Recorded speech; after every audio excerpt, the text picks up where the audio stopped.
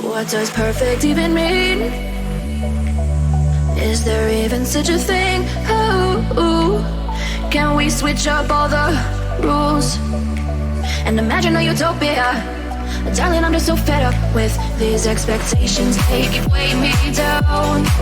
My heart is begging me to get the hell out of my head. I'm gonna live inside the upside down for a minute and pretend.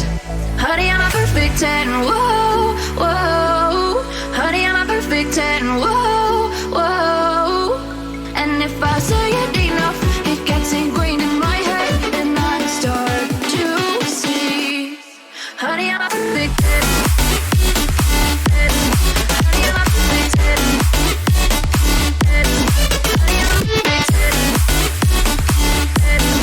Honey, I'm a perfect 10. Whoa. Honey, I'm a perfect 10. Honey, I'm a perfect 10.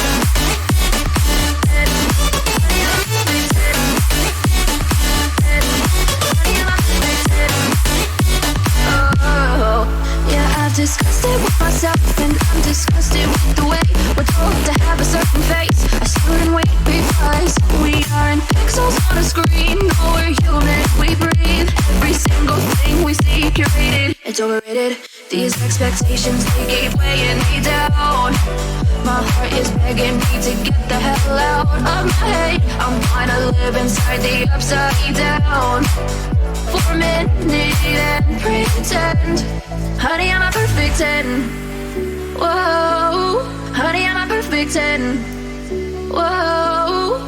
And if I say it enough, it gets ingrained in my head, and I start to think. Honey, I'm a perfect 10. Honey, I'm a perfect 10.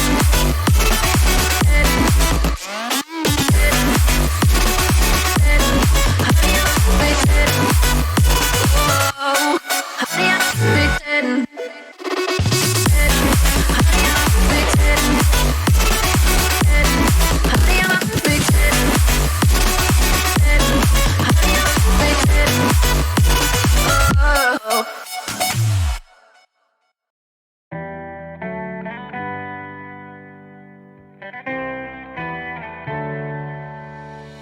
On my own, but I don't know why you hit the road, but you don't realize I won't look back when you're around.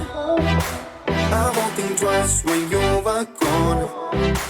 Don't hesitate to call me back, 'cause I won't be there. I won't look back when you're around. I won't think twice when you're gone. Don't hesitate to call me back, 'cause I won't be there. I won't look back.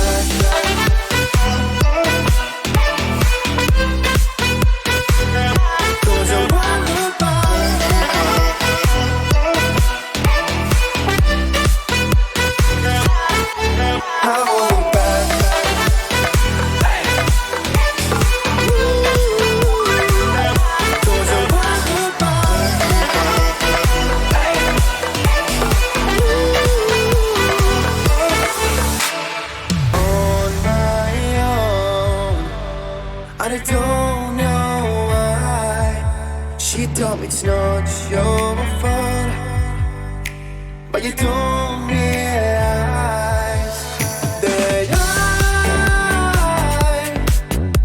never wonder what's the truth in your eyes. There's a light that makes me blush. I won't look back when you're around. I won't think twice when you're gone. Don't hesitate to call me back, 'cause I won't be there. I won't look back when you're around. I won't think twice when you're gone. Don't hesitate to call me back, 'cause I won't be there. I won't look back.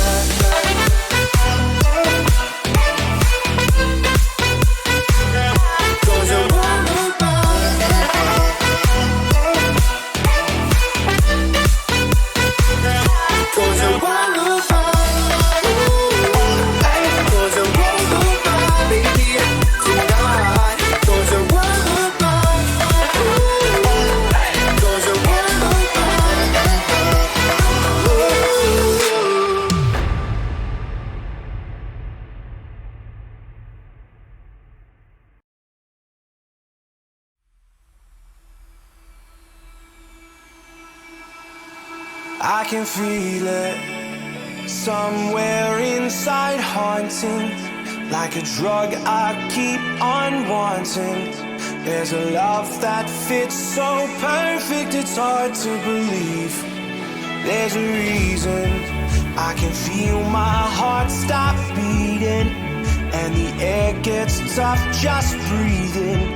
I'm alone, but I'm still feeling like someone's with me. It's strange, I know, but I feel like you're here with me, like chasing ghosts. I know you're out there.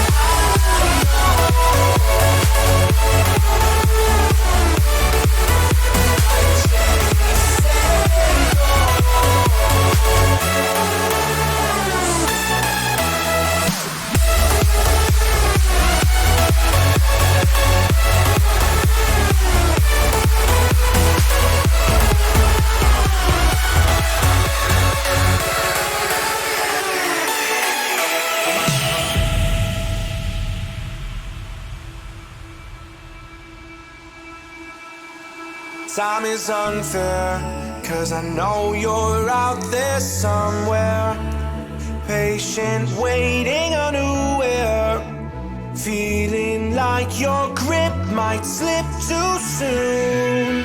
But I'm running, chasing speed and gunning. I'll be right there all of a sudden. I feel your heartbeat lead me straight to you. It's strange, I know, but I feel like you're here with me. It's like chasing ghosts. I know you're out there.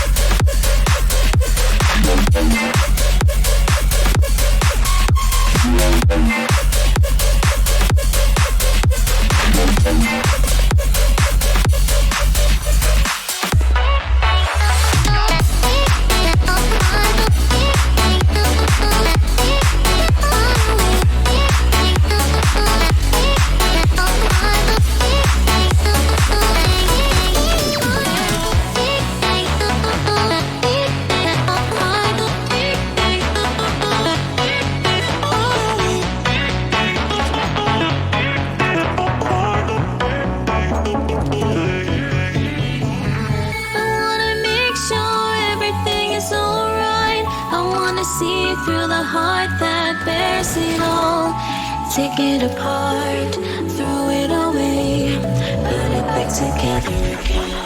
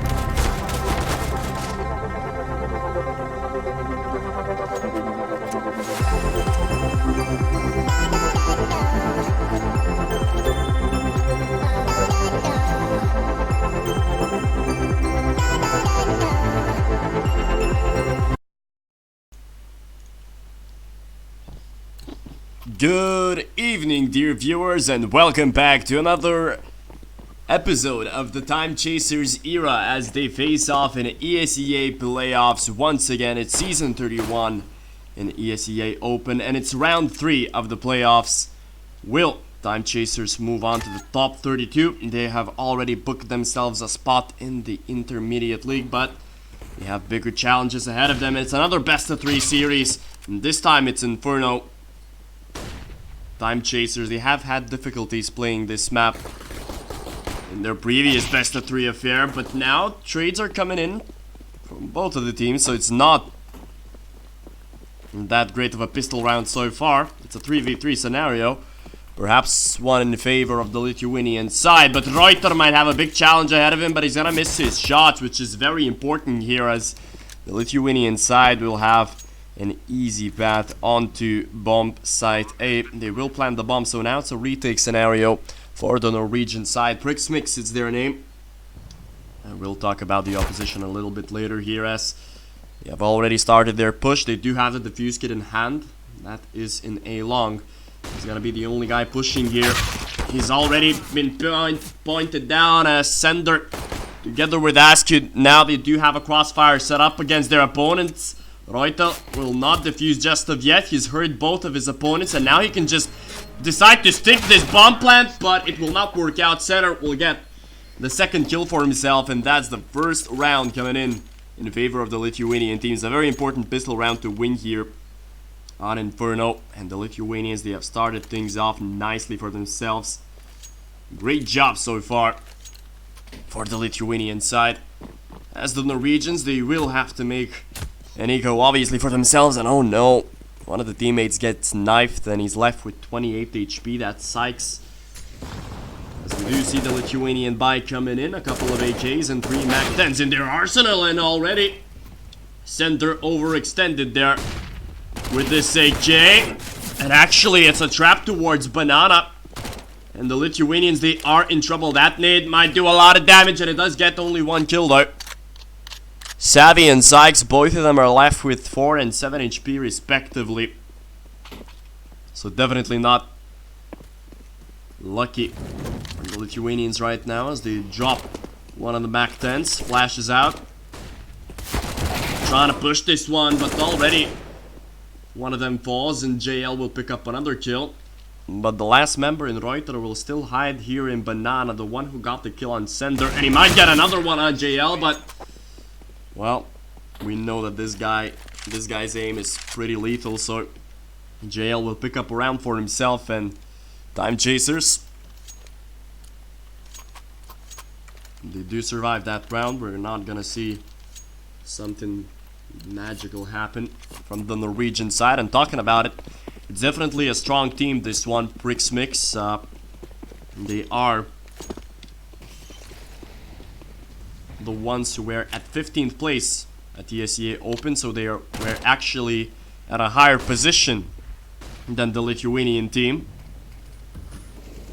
So we're gonna see a very close encounter here. I wouldn't be surprised if this match is gonna be taken to 3 maps. As we do see the Norwegian side forcing this by, and I will remind you that they've won against teams that Timechasers have lost, so definitely a side to be reckoned with. But the Lithuanians, they still want to qualify to ESEA Advanced. So we do see a smoke, a quick one towards Coffins. No rotations just of yet from the Norwegian side. Perhaps JL will be the one taking initiative on bomb side B, but it's not gonna happen so far. And Pokerface, he might be executing here towards A from apartments. He's the lurker, and we do know that the Lithuanians can do a lot of damage, Timechasers, especially from that apartments area. It's their expertise really from those A executions, as the majority of the Norwegians, they do set their defense up towards Spit actually. And towards this bomb site, Zyx has already gotten himself 1 kill, but that'll be all she wrote, although he does have a teammate to join him in from a long, and now it's a 2v4 scenario from the Lithuanians. JL must hurry, but he does find the headshot, a very important one. He must find another duel, and that's JL picking up another frag. What an important one for the Lithuanian Starlet. And he might find himself a triple. He does spot out his opponent. Lax is on 74 HP, and he does have to rush this one, it seems, but his position has been compromised once again, and it's JL grabbing that triple kill for himself. A very important episode here for Timechasers. What an important battle to win, and JL 2v4. It has been won just by the sheer power of this rank G player. Definitely the Lithuanian Starlet. And he will need to shine very brightly in this best of 3 series, as they are facing tough opponents. As I mentioned before, they finished higher than Timechasers in the regular season.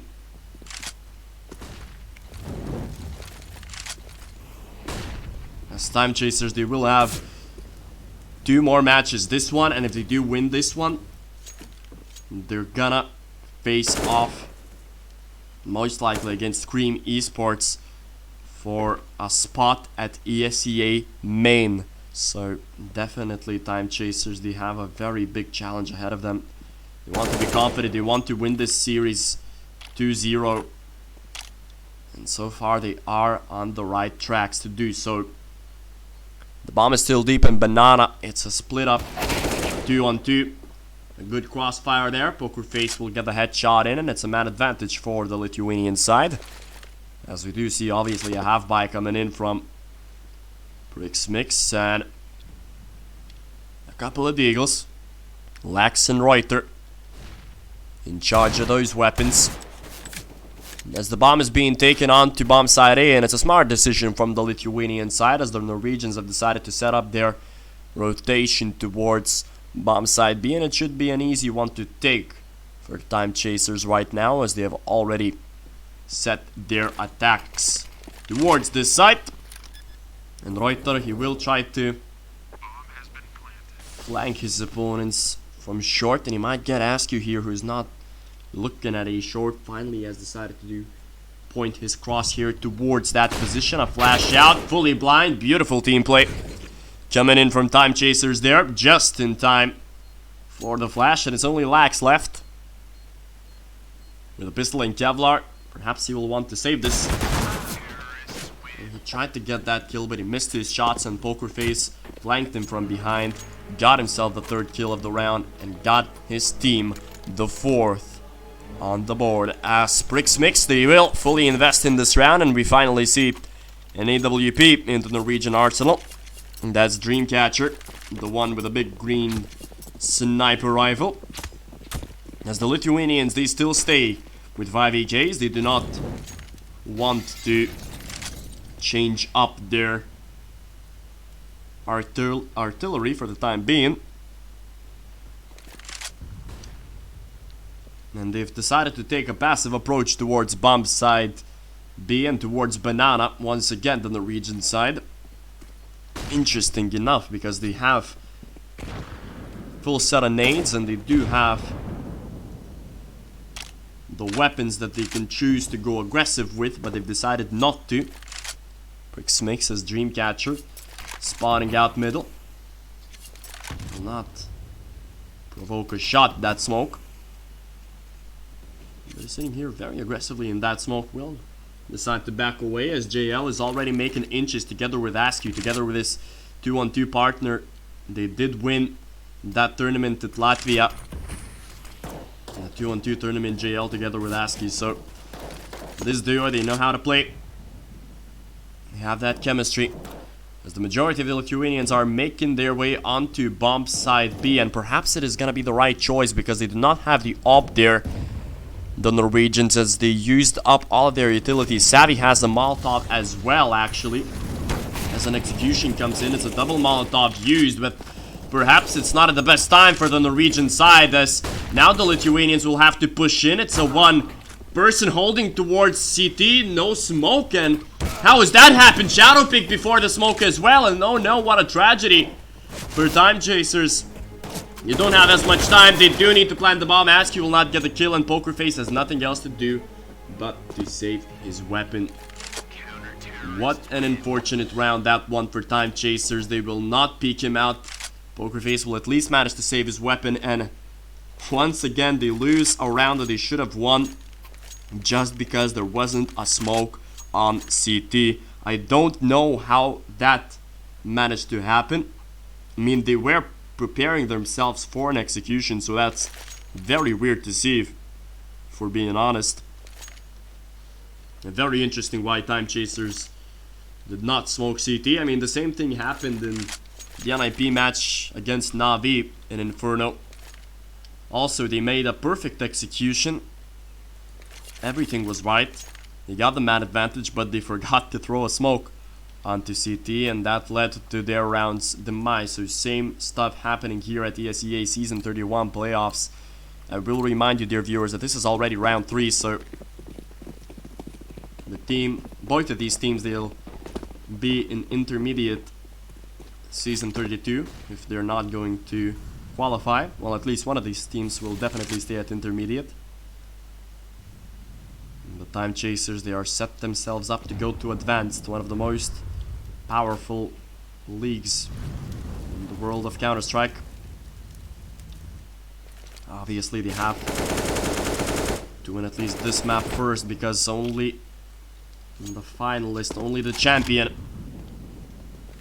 of open season playoffs will qualify to the advanced league, as Timechasers have won this round quite easily, if we're talking seriously, as they've just got individual kills coming in. The duets worked perfectly from either side of the map, whether it was A or B, and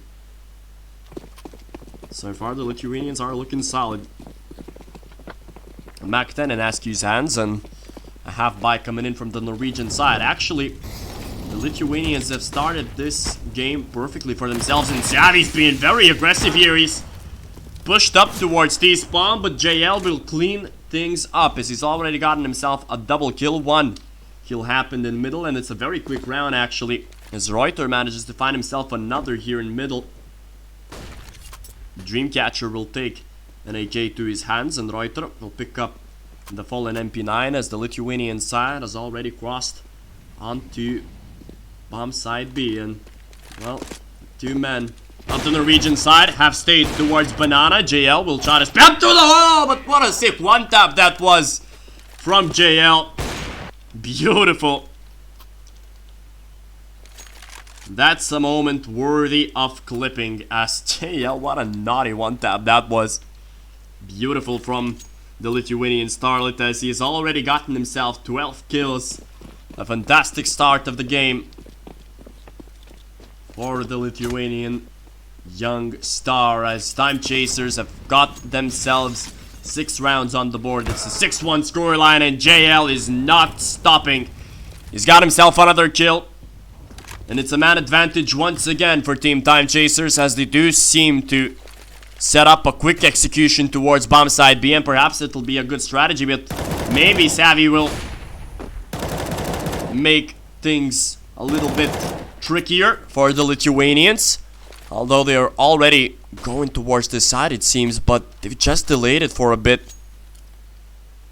Pokerface needs to pick this one. Obviously he will not find his opponent, who is just staying here in middle, but he got another kill in apartments, and that's Pokerface. So the Lithuanians, they have to be very careful here. Shadow should peek here at any moment. He might get the kill. He's already being spotted out. Reuter will die. It's a 2v5 scenario. Savvy's flashed off, but everything falls onto Dreamcatcher, and he's the upper on bomb side A, so we know that he can do some harmful episodes here to the Lithuanian side. They have to be very careful of him. Dreamcatcher's already gotten himself another kill, but that'll be all she wrote for him in this round, as Savvy will perhaps decide to save unless he gets a cheeky kill here. He's already in a long. Will he find a kill or two? No, he will not. He's gonna decide to back away. So, Timechasers have begun to play this map perfectly, really. If we compare them to the way that they played a couple of days ago, it's a completely different Timechasers side that we're seeing. They're being very tactical. They're getting every shot. They know that this map and this match needs to count, because they are facing off against opponents who are, well, or at least were better than them in the regular season. And now the Norwegian side has decided to take a timeout. But yeah, most definitely we see a completely different side of Timechasers than we saw 2 days ago. Now they're playing very confidently, really. As Timechasers, they're having themselves a blast so far.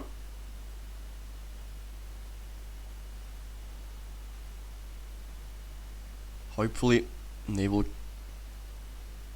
keep their good form up, as the scoreline is 7-1 right now. Timechasers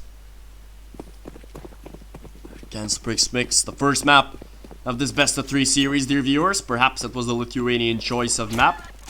It'll be interesting to see.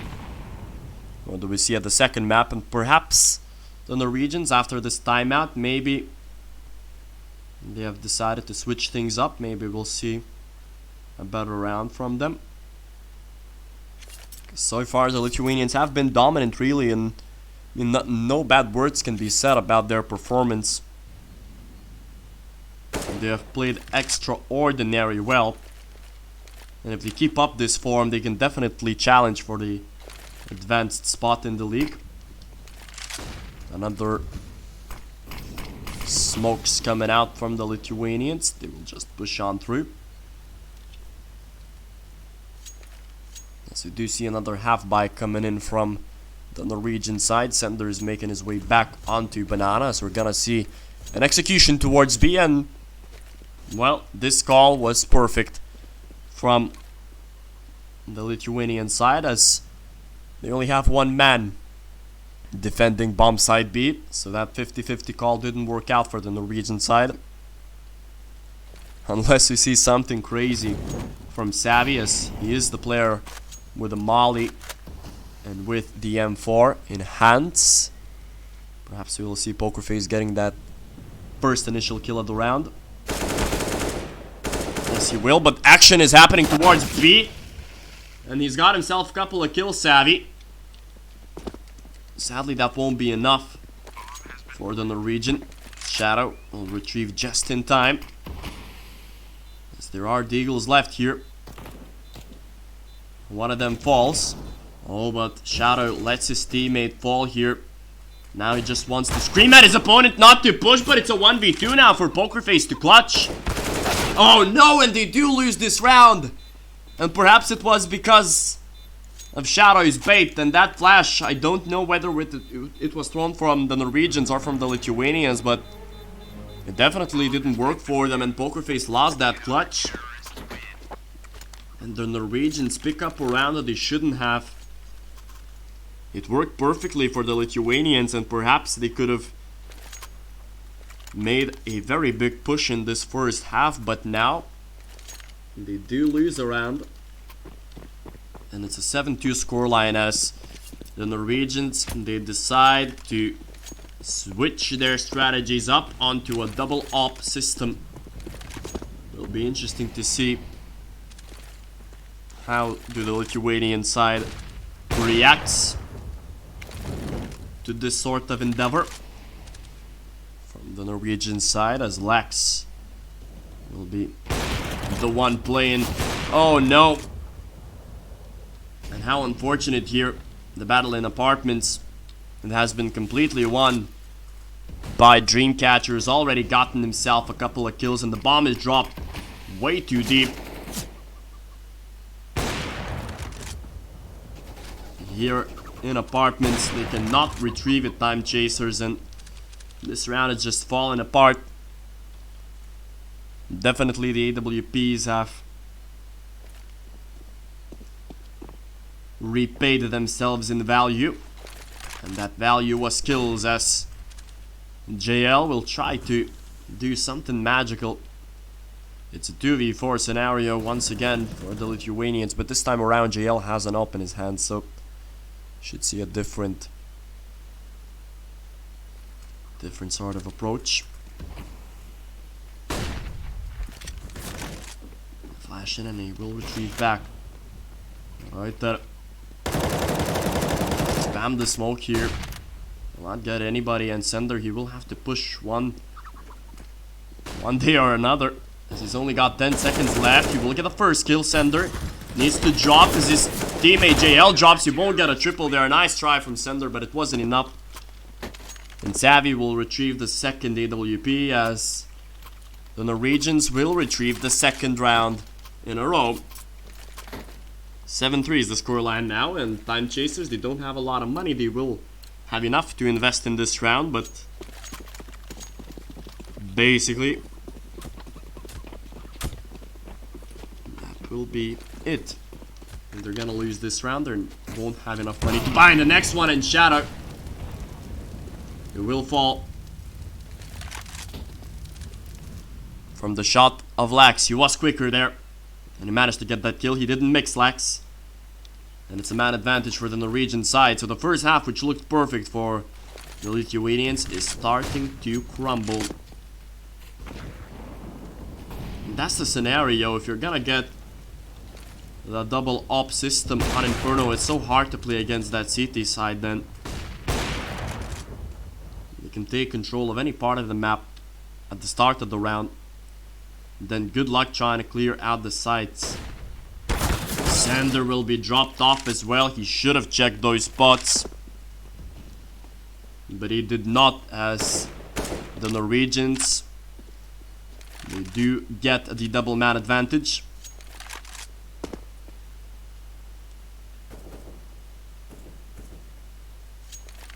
Pokerface should have heard the scope of the op in short.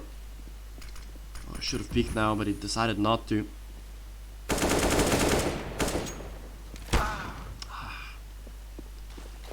Not nicely played from Pokerface in that specific scenario. If we're talking movement wise, and JL is left all alone here. He's gonna get one kill. Trying to change it up to an AK. He will not expect Savvy to be here on top of the second boxes, and it's the Norwegian side picking up the fourth round. As Timechasers, they will have to eco this one, or at least make a half buy.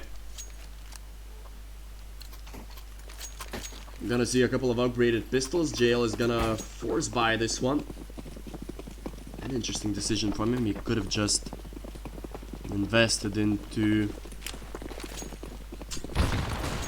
pistol without Kevlar, and those need to do so much damage really, because they're just trying to push towards CT. That's gonna be JL dropping, as the Lithuanian side is now dropping like flies. Their main decision, or main task, is just to plant the bomb. Hopefully it's gonna be successful. Yes, it is. The Timechasers, in a way, they do get what they wanted.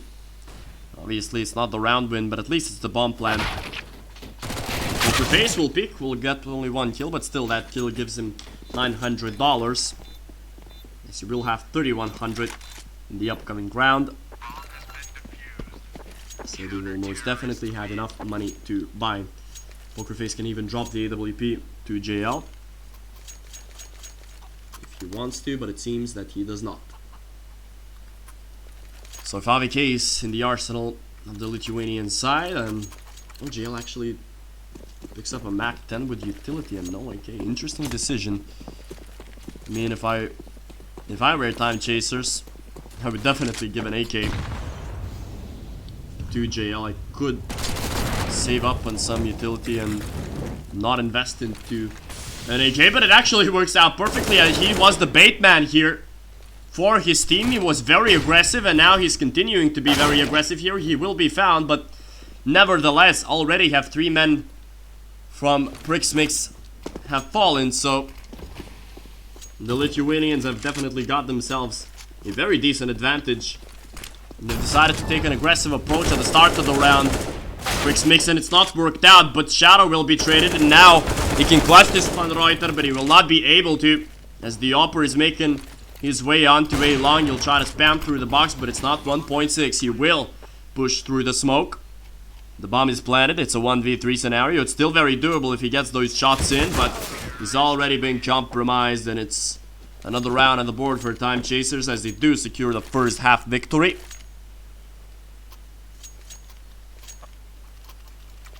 An aggressive approach which didn't work for the Norwegians, as JL was very aggressive in Banana, and that actually worked out perfectly. He played together with his teammate there who cleaned things up, and that worked out perfectly, as we do see that the Norwegians, they don't have a lot of money because the double op system, it takes a toll on your economy there. So Lax has only stayed with the Desert Eagle, although Zyx has still managed to invest into an op together with Kevlar, and JL is being very, very risky here. Trying to jump. Oh, what was that from JL? What an unexpected kill, and that's a no-scope. If he's gonna get this one, it will be insane from JL. He should get this one. Oh no, he didn't. And it's actually a man advantage for prixmix, but dear God, has JL got himself some highlights in this game. An insane shot from the Lithuanian Opper, but the round isn't over yet, and actually the Norwegians, they do have the man advantage, and they might clutch this round out. So that insane kill from JL will be written off, as the Norwegian side, they managed to pick up another round for themselves. 8-6 is the scoreline there. A nice comeback effort from Team prixmix. They were down 7-1. But now they've almost evened the things up, as you do see the last round of the first half. 4 AKs and 1 Desert Eagle in the arsenal of the Lithuanian side. And the Norwegians have their arsenal fully set up here. Zykes spotting out this angle, won't see anybody. So we'll need to back away here, Zykes. Nope. Spotting out his opponents, not seeing anybody. Ask you.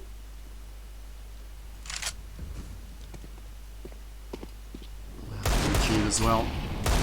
With that Desert Eagle in hand, JL. That'll be expected from him as well. Especially in this round, where things are moving slowly. Individual leader needs to shine. Although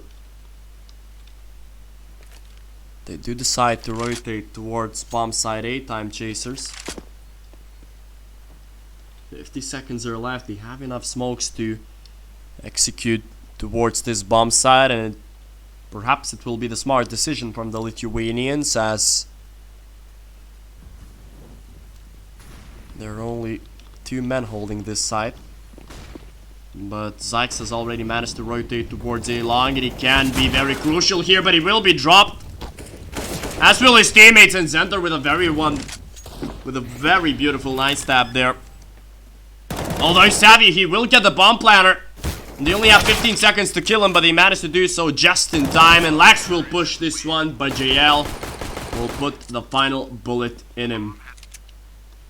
So the first half ends in a scoreline of 9-6 in favor of the Lithuanian side. Another nice execution coming in from the Lithuanians on bomb side A. Just a simple split through apartments in short has got them the 9th round on the board. So definitely a good T side on Inferno for the Lithuanians. They will be looking to keep the pace up on their CT side as well. Inferno is one of the hardest maps to play on the T side, so they've done the hard job, Timechasers. Now all is left is to close this map out. I will remind you, dear viewers, that this is a best of 3 series, and it is only the first map, as Timechasers are facing off against the team which was higher than them in the regular season. Timechasers finished 18th and prixmix finished 15th, and now they face at this round of 64, round 3 of the ESEA playoffs.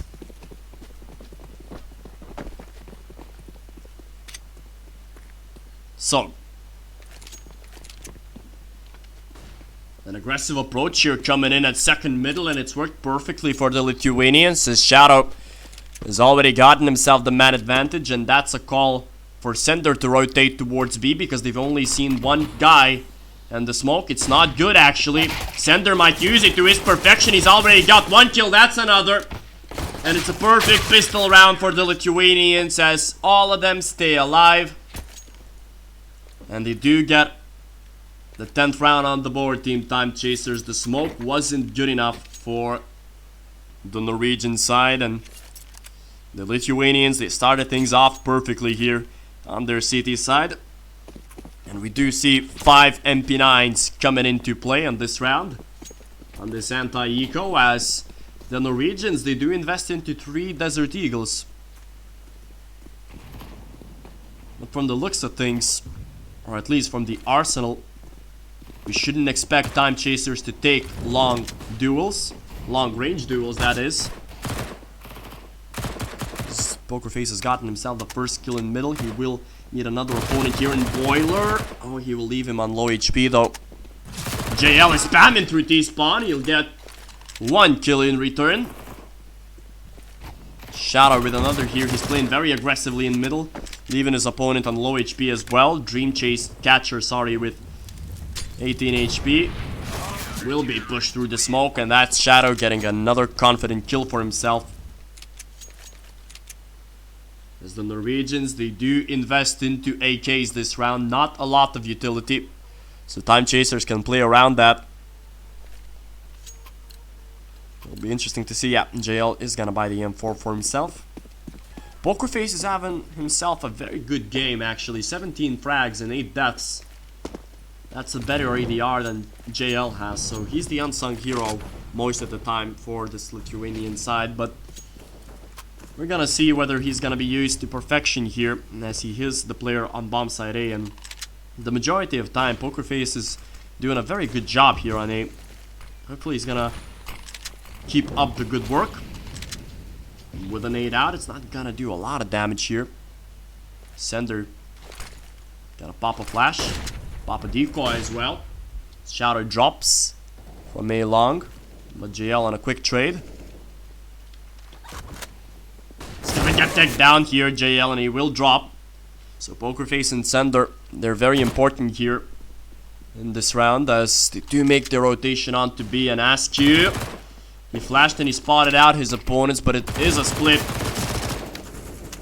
Oh, and Askew will be found as it's 2v, make it a 1v4 actually. Savvy's gonna find his opponent and he's gonna get the last kill of the round. Beautiful quadra kill from Savvy. And it's 11-7. Timechasers, well. If you look at the financial situation, it's not the best of scenarios for them. Inferno is very dependent on utility, so that's why the Lithuanians have chosen to make a half buy in this round. Only pistols in Kevlar. Sender and Askew don't even invest money into pistols. They've only stayed with utility.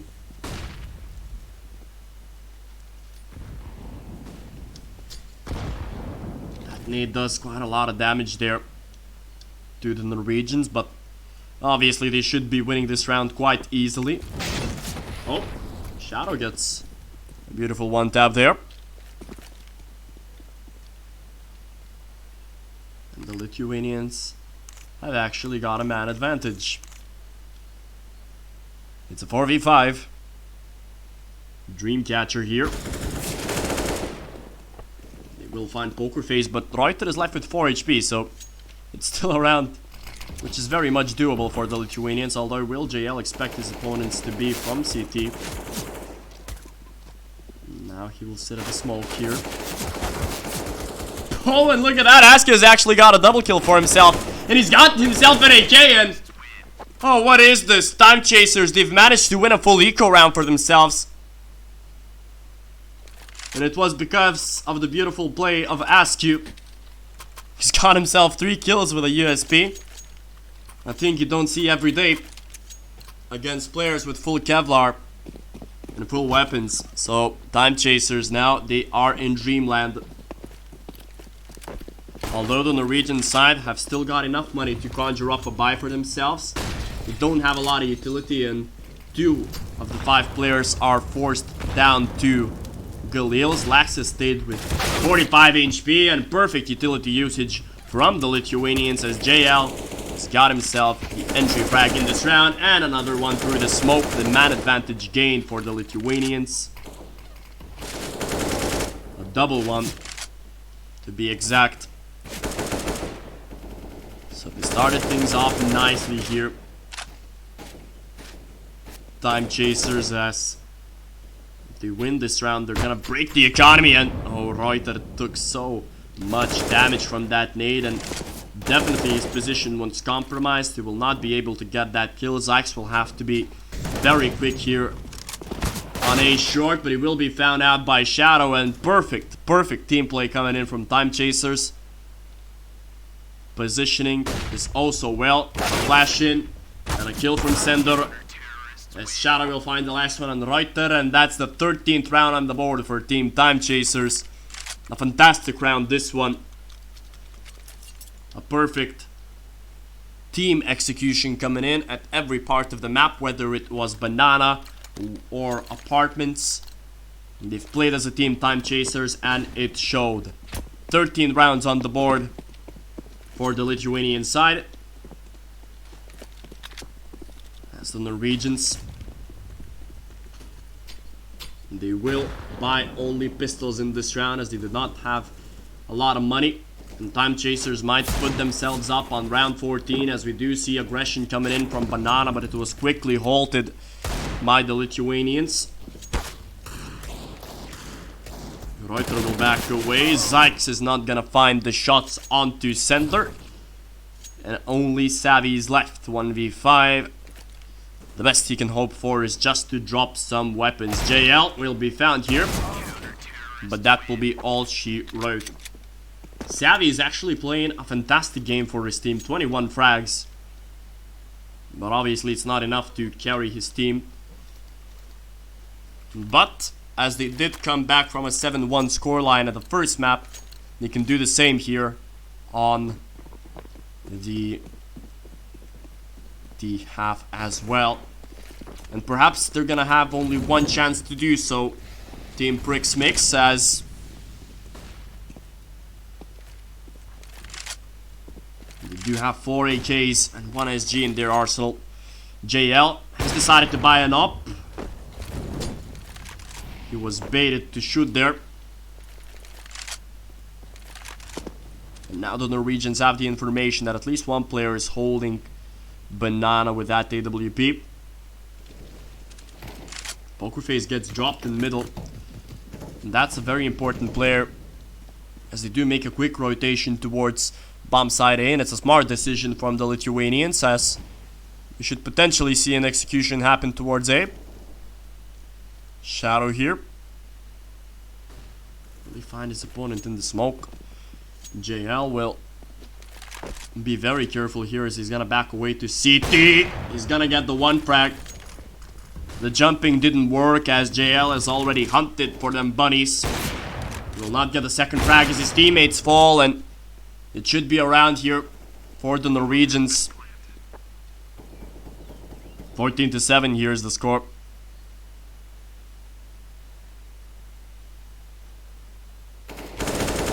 Askew's gonna get 1 frag. Perhaps he's gonna be entitled to save this AK. That 1 tap didn't work out for him. And time is running out. He reloaded in an open area. A mistake from Askew.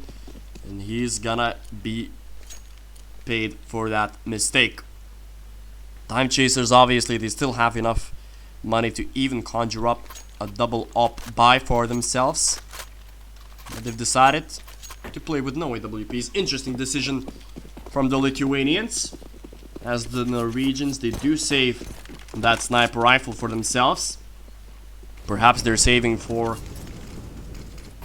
another loss, because if they're gonna lose this round, because they bought M4s, they will have enough money to make another buy for themselves. JL was fully flashed here, but Askew peeked solo.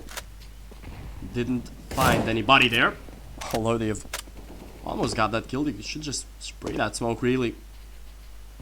But now the Opper might get them. That's Dreamcatcher waiting, just waiting for his opponents. 1 minute and 10 left on the clock, and Pokerface falls once again. Center, he will let his teammate Shadow fall as well, but a very important duel won there by Askew, and Center will be pushed. It's a 1v2 scenario, but the smokes play in his favor right now. Although will his M4 be spotted out? Doesn't seem to be the case, as his opponent is rotating towards CT, and Askew, he's aware of that situation right now. But look at this, Center! Oh! What a fantastic way he can win this round. If you just play this one out smartly, Center needs to be very patient, but he's decided to shoot, and Center... Oh no! How did he lose this round? Zykes, what a fantastic 1v2 clutch there. Center just stopped shooting for a moment. Oh goodness. How did he lose this round, Timechasers? Everything was perfect for them. Sender played it perfectly, but he just decided to stop shooting. I don't know why. He could have just hold his mouse button for a millisecond longer, and it would have been a round for Timechasers. dear goodness, I do hope that it's not a round that changes the whole outcome of the game, because that would be very depressing for the Lithuanian side. Oh, that round was played perfectly for the Lithuanians, and how unfortunate that was. Although it was a fantastic clutch, you can not say anything about it. Definitely the Norwegian clutched it out perfectly, as we do see a half buy coming in for Timechasers. They do not want to overextend in their economy. They want to have enough money for the later stages of this match, as we are going to see them.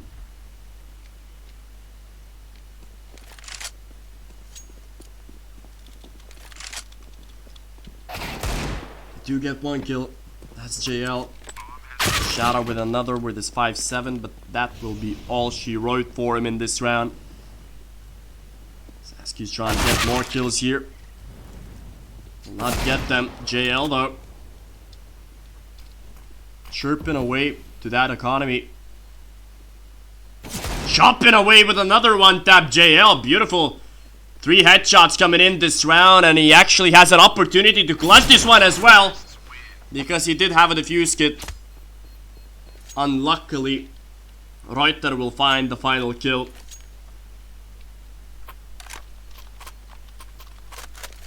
It's Timechasers. They had a nice effort there. They've actually managed to break their enemy's economy, so they're gonna lose this round. Then Timechasers have the perfect opportunity to close this game out. Shadow has decided to pick up an AWP for himself, as we don't see the best of buys for the Norwegian side. No op in their side. A MAC-10 in the hands of Reuter. Zykes here lining up for the smoke. It's gonna be thrown on a long. Shadow waiting to chuck those nades onto middle, after choosing from a variety of grenades. He has chosen the smoke to hold his defensive line in middle. A minute is left on the clock, and the Norwegians are deciding to take control of middle, where Pokerface wasn't himself, at least so far. And it's a rotation towards B here, and JL, he smelled it. A deep nade, it won't do as... oh, it actually does a lot of damage. And JL, now he needs to clutch this for his team together with Askew. That dangerous duo of the Lithuanians. Askew, he's mulling at the worst possible moment, perhaps. But the flames will not finish them off, although JL's bullets will. It's a mad advantage for the Lithuanians, but the bomb will be planted. He's waiting for his teammates' rotation, but every single rotation will come through banana. And JL is still expecting the push from CT, but he will not get it, as we do see the Lithuanians already pushing towards banana. They're not getting the kills. Timechasers, they need to act on it fast, and they did. It's round 15 for Timechasers. It's map point for them. A very important map point, in fact. Will they be able to close this map out? The bomb plant, it made the situation a bit better, but definitely not good enough for Team prixmix, as they will have to invest every single dollar, obviously. And we're gonna see a couple of pistols and 3 rifles coming in this round, so it's a best possible moment to close this game out for the Lithuanian side. Shadow fully flash, fully blind. Will not shoot while he's blind, and perhaps that was the wrong decision from him, as he is the one taking the duties of the opper. JL is with an AK in his hands. Askew is gonna get the first kill of the round, and another one for Askew. Brilliant work for the IGL Timechasers. And the Lithuanians now, they have the double man advantage, as the Norwegians set up potentially their last attack on bomb side A in this map. So far it's looking good as they've got one man. Shadow is not looking towards long. That's dangerous. He should be aware. His teammate drops. Shadow, he missed a very important shot now, and it's a 3v3. The Lithuanians, they just need to keep their composure. 40 seconds are left, and they have still decided to go towards bomb side A. The Norwegians.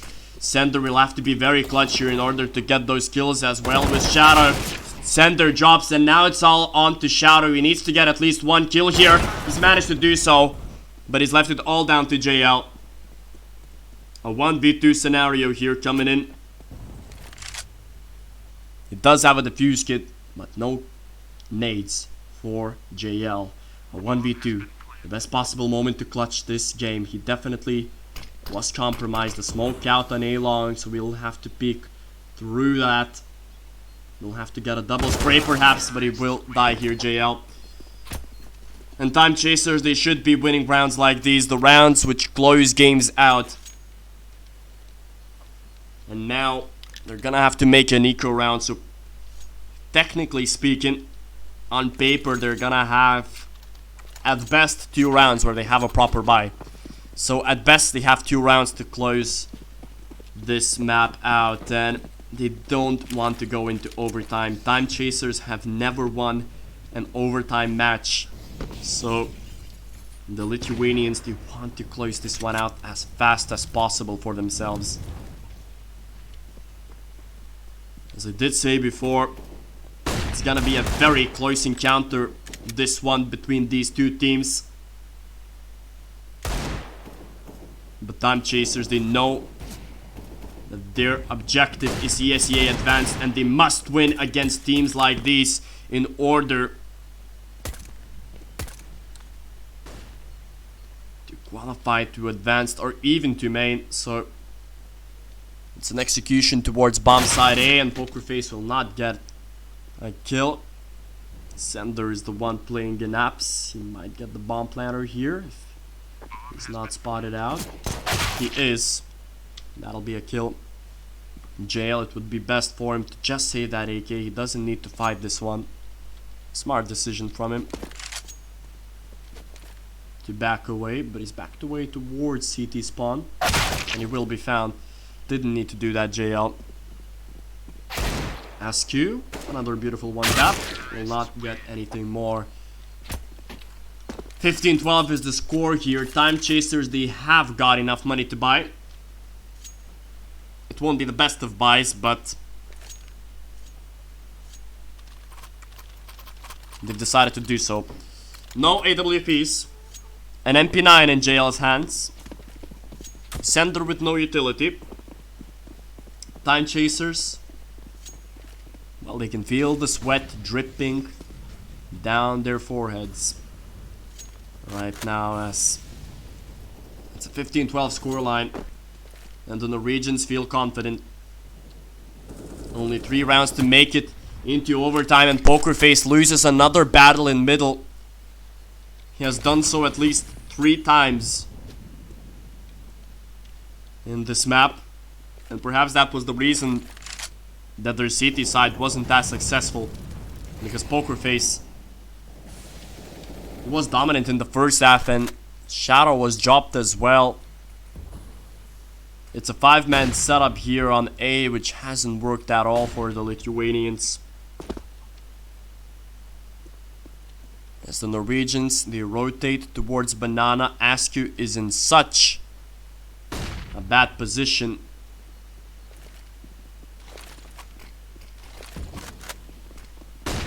Will peek this one. Askew will not get anybody. Just pray, and he's got a double kill for himself. And perhaps he's not finished yet, as Askew has got a triple for him. And perhaps it will be enough, as JL has managed to pick up another frag. But it's all down to a 1v1. Sender against Savvy, the individual leader of Team prixmix, which is planting the bomb now. But Sender will find the kill.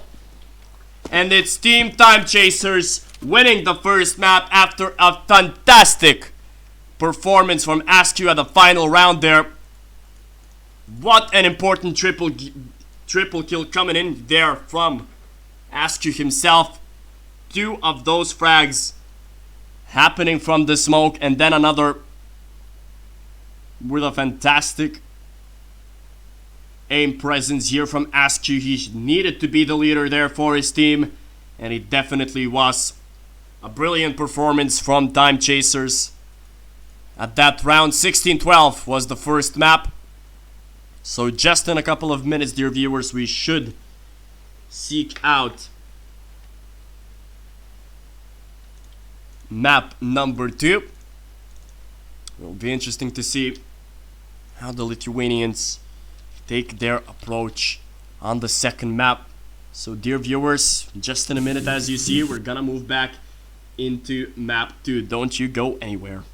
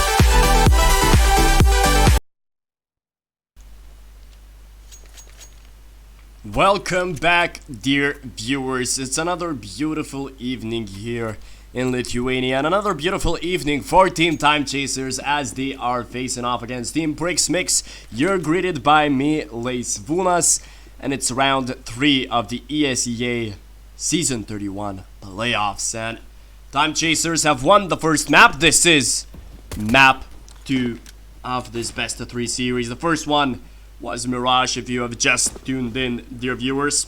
It was Inferno, sorry, and it was won by the Lithuanian side, 16-12. But now we do move on to Mirage, and the Norwegians have started things off nicely. The bomb planted, the 4v3. SQ will have to push here, and he does find his enemy's head, but through the wooden logs. Doesn't matter now, as he's got the headshot in, and SQ will need to be very brave here. They will need to get a very important kill for his team there, but he cannot find a head.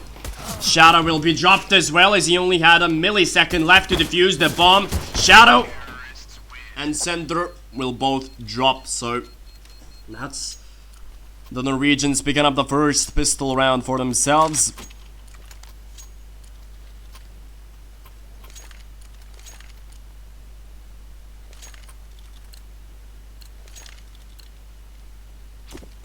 As Team Timechasers, they will have to make an eco this time around.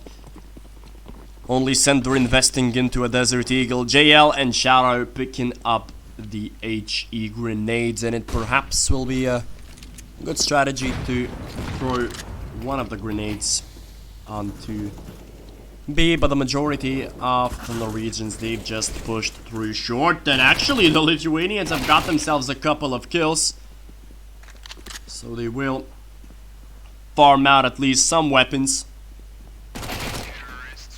but it won't be enough, obviously, to win the round. So we're gonna move on to the first buy round of this affair in the second map. It'll be interesting to see what sort of a strategy do the Lithuanians use, and Shadow is actually invested into a scout, interestingly enough. Dreamcatcher, the upper for the Norwegian side. Picked up the up for himself, obviously. As we do see a very quick execution coming in on bomb side A, and Shadow will be found as well, as will JL. And it's a man advantage, bomb planted. And it seems that the Lithuanians have decided to save their weapons. Well, looky here, it took only 15 seconds of the round, but they have managed to win it very quickly with the rush out of Palace and Ramp. A quick round coming in for the Norwegian side, and their T side has started off beautifully here. Pokerface will get one frag as his teammate Sender gets dropped, and they do want to save this M4. Timechasers, obviously.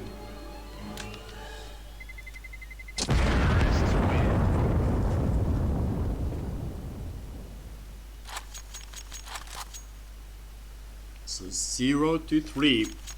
The Lithuanians will have to make a half buy right now. Not the best of scenarios to start off your second map. I will remind you that this is around a 64. And the team who qualifies has a chance to go to ESEA main. That will be the round 4th, as it will be played on the 15th of June. So you better stay in tune, unless Timechasers lose, but hopefully that's not gonna be the case, as they have already managed to win at least one map. But they did start Inferno perfectly on their T side. Now they're starting things off on their CT, and it's not looking good for Timechasers, as they will be dropped in this round once again. Shadow is still without scout. What a useless weapon.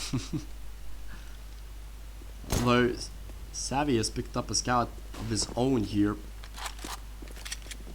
A nice skin, but skins don't win you the game. Although Shadow, he's made that scout to good use. Already got himself one kill. Trying to spam through the wall, but it's not 1.6. Sender getting another frag for himself. That's the up shot baited out, and Shadow will miss his scout shot. One important one to get there, and Sender will be hoping to save his AK. But he should be flanked from behind, and he doesn't have Kevlar, so the aim punch will do quite a lot of worrisome scenarios for Sender, as he will actually try to ninja defuse this one. Dear goodness. No, it won't happen. I mean, if it had, it would have been quite crazy. But it's not going to happen, as Timechasers, they do move on. It's a 4-0 scoreline, and they will bring out the big guns here. The double op system coming into play. JL and Shadow are both on the sniper rifles. And Shadow, oh no. This movement wasn't as good, but it's JL coming in from connector. He actually likes his opponent. Dreamcatcher, the Opera, is still stayed alive, although JL has already made himself a nuisance to his opponent. Shadow just shoot, for the love of God. He's gonna see out his opponent, but he misses a shot. He needs to work on his opping, Shadow, if he wants to take the double op role for himself. He needs to hit those shots. They're so crucial.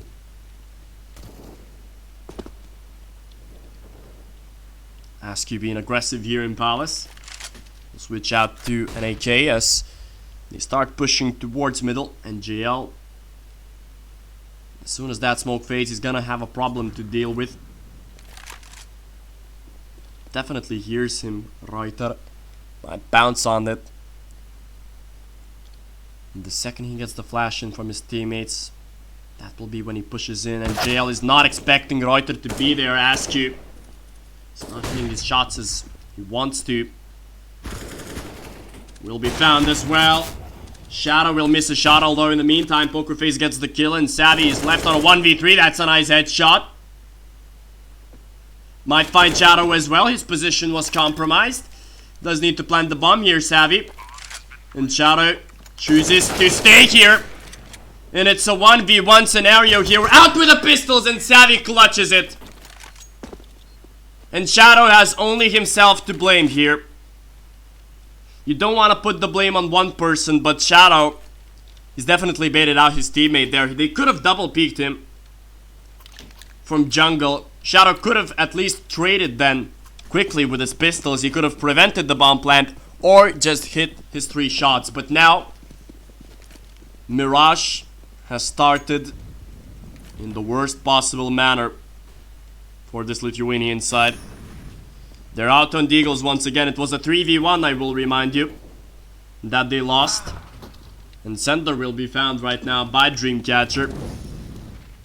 A horrific start to Timechasers on the second map, especially on the CT side. They've already managed to lose so many rounds, but that's the thing with Mirage. If it starts to get out of control, then you're gonna be in very big troubles on your CT side, because if you start losing rounds like that, it's very easy to win on that T side if you're not fully prepared with utility or good weapons. So the Norwegians pick up the 6th round for themselves, so they've built up great economy. And Timechasers, will they continue with his double op system? Yeah, Shadow is still looking confident here with that AWP. Hopefully he will start to play better, because things are not looking great for Timechasers. Things are not looking good at all. Dreamcatcher, he's being pushed out. He wanted to be aggressive, and that's not worked out, as JL has found himself another kill from stairs, and he will be dropped actually. That's the player coming in from Ramp. Askew, he needs help here from Shadow, but once again he's missed a shot, and that might prove to be crucial. Askew has got that 1 kill, which is important. Sender is gonna be brave here coming out of CT like that. And the Norwegians, they do back away. They have a minute to play around with, but they only have 1 flash. As it's Shadow making the rotation towards B. Needs to hit those shots, Shadow. If he's gonna miss, you can just drop the op. Forget it for this map. But prixmix, they do make their way onto underpass, and Pokerface, you might not expect them to be at that angle. Will they use the flash or not? That's the question. I think they're just gonna go in on contact. Pokerface, you need to switch your position, although they boosted up into jungle. And now you have a very sneaky scenario. Zax can go towards B, but they don't have enough time. But they already got the first kill, and that happened in jungle. Shadow will be found as well, although Center will kill the bomb platter, and all he needs to do now is to hide, but he doesn't have enough time to do so, so Center will just have to tango here, 1v1. He wants to win this one for his team, and luckily he does. Literally at the last second, if he got killed there, it would have been the 7th round in a row for the Norwegian side, but the casualties have made Timechasers' economy even worse than before. They don't have enough money to conjure up a proper buy for themselves. Shadow with the UMP, Askew with an MP9. Definitely not great for Timechasers, and I will remind you that they played Mirage a couple of days ago and it went perfect for them. They won it 16-4, but now it's a completely different outing, because if you lose 3 rounds in a row, even 4 rounds in a row, if you don't win that first buy round, then you know that it's gonna be a tough CT side on Mirage. It's not a map like Inferno that you can win eco rounds, which Timechasers have done actually in today, if you remember. Mirage is a completely different map. You don't win ecos here most of the time on CT side.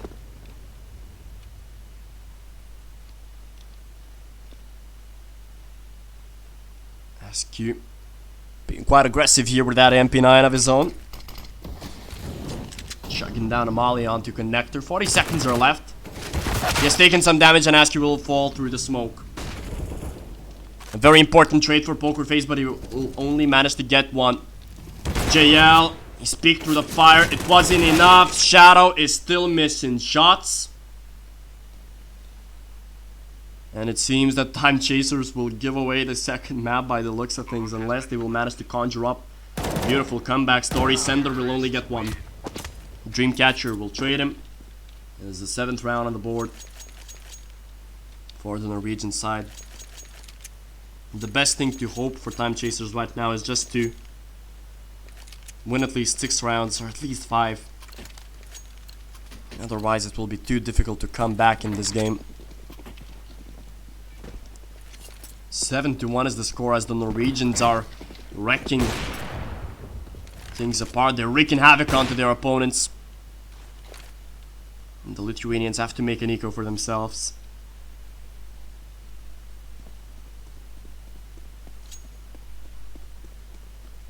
JL will back away towards B, or even towards middle. And middle control was a key factor here for the Norwegians. They've actually managed to open their executes quite nicely from there. As once again they've decided to take that route. Shadow with a 5-7 in hand. Needs to regain some confidence in this player, but he will be found from connector. It's an execution towards A. JL is trying to make up some ground, but it was a bit too slow on that rotation, and 3 players will be dropped from Lax and his AK, and only Pokerface is left. He is gonna be dropped as well. No casualties for the T side, and it's an 8-1 scoreline. Timechasers need to start winning rounds, otherwise it's a very bleak scenario for them. Shadow has decided to buy an M4 for himself. Sender will take the duty of the second opera, as JL has only got 4 kills for himself. Needs to shine more brightly, that young star, as Dreamcatcher will find Shadow once again. That's Lax in middle. Shadow is having such a bad game right now. But it's a man advantage finally for the Lithuanians. 4v3 now, as the majority of the Norwegians are making their way up. Oh no, an Askew will be found with that AWP. Dreamcatcher opens things up here for his team. And they might peek him from connector, unless Sender has something to say about it. JL has got 1 kill, but Sender did not expect his opponents to be quick in middle already. And they're trying to push him out now. It's such a bleak scenario as the guy on A gets dropped. And that's the bomb rotating. Sender wasn't quick enough there. Will be mollied off here in jungle, so obviously his position will be known. The bomb is gonna get planted. And it's a 1v2 for Timechasers. Again.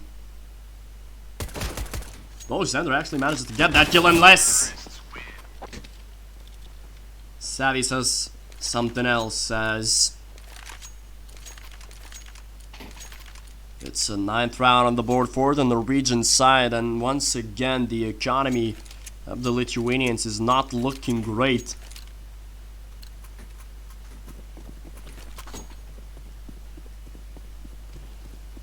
As the Lithuanians, they are having themselves a bad mirage today.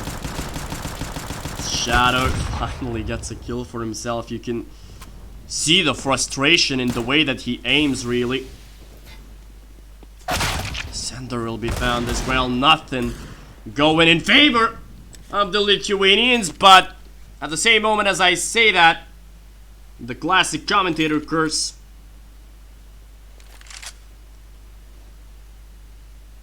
As Timechasers will finally find a round for themselves. That JL and that last shot into the ground, it shows what it means to them. They do need that round. 2-9 is the score. It's good that they win an eco round for themselves.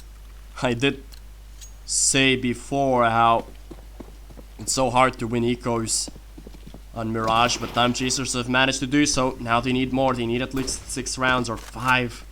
And they've decided to take an aggressive approach towards underpass. And I mean, it has worked in a way, but Shadow will get traded, so it's a man advantage coming in for the Norwegians once again. JL, his reactions will be tested. That's the hand shown. JL with a double. That's what the Lithuanians needed. They needed their star, and it has finally shined for Team Timechasers. Dreamcatcher still with that AWP. He can do so much damage with it. Oh, he sees the heads of Askew, but he misses a very important shot here. Askew has an opportunity to stay alive. He's waiting for a flash. He's trying to duel his opponent, but that was not a smart decision from him, as he's left JL alone on the site, but he gets the kill, and that's the bomb down, as Dreamcatcher will have another 1v2 to clutch for himself.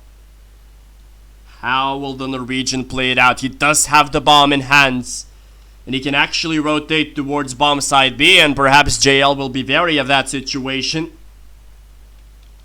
Or at least he should be. Now he is. And JL will potentially take that duel on, and he will win it. A quadra kill for JL. That's what Timechasers needed. They needed their leader to shine, and shine he did. 3-9 is the score right now for Timechasers, as they are finally trying to come back in this game. They break the Norwegian economy. Only Savvy is with that AWP and not Dreamcatcher. Interesting. The upper will play in Palace, where JL has taken most of his damage out. But we should see an execution coming towards underpass, and JL is playing in a very sticky scenario here. Nobody's checking underpass for him. Oh, I'm sorry, Poker Face is. So he will start mowing his opponents down, but he'll only get 2 as JL is bringing his deagles out, checking the other position. His teammate Shadow is not looking confident at all with his aim right now. Just needs to chill. As Askew, he will be found here on 8. Shadow. The noise of the last player is near stairs, and obviously the command is not to peek. But Savvy, with that open window, he can do something naughty. Shadow is still missing his shots. Finally got that kill and got the 4th round on the board for Timechasers. As Team prixmix, they will have enough money to conjure up a quasi buy. They don't have a lot of utility. It's 4 AKs and 5 smokes, which might be enough for them. As Lax will throw a quick one onto short, which might indicate a quick push towards that area. That's Dreamcatcher who will be in charge of that. JL takes quite a bit of damage here. Oh, but what a reaction from JL. A quick turnaround and a quick kill coming in. Shadow getting another one, and finally things are looking good for Timechasers. This is the team that we are used to seeing right now. As only Lax is left alive. 1v4, nothing he can do about it. And Timechasers, they will get the 5th round on the board. It's been a phenomenal performance really from the first half of the Norwegian side. Savvy with 16 frags, Lax with 12, Dreamcatcher with 10, and only JL is on double digits. So really, a good first half performance by Team prixmix, but it's not over yet, and the game has never been won in the first half. So Shoutout is in a very close position here. Very aggressive with that smoke, and his position might pay off. He's already got one here. As I will remind you, it's a double op system for the Lithuanians. And will it work out? Yes, it will, it seems. As the oppers won't even need to shine here. 6-9 does the first half finish. It was looking bad for Timechasers, but luckily things have worked out for themselves, and they've got the 6 rounds that I said they will need.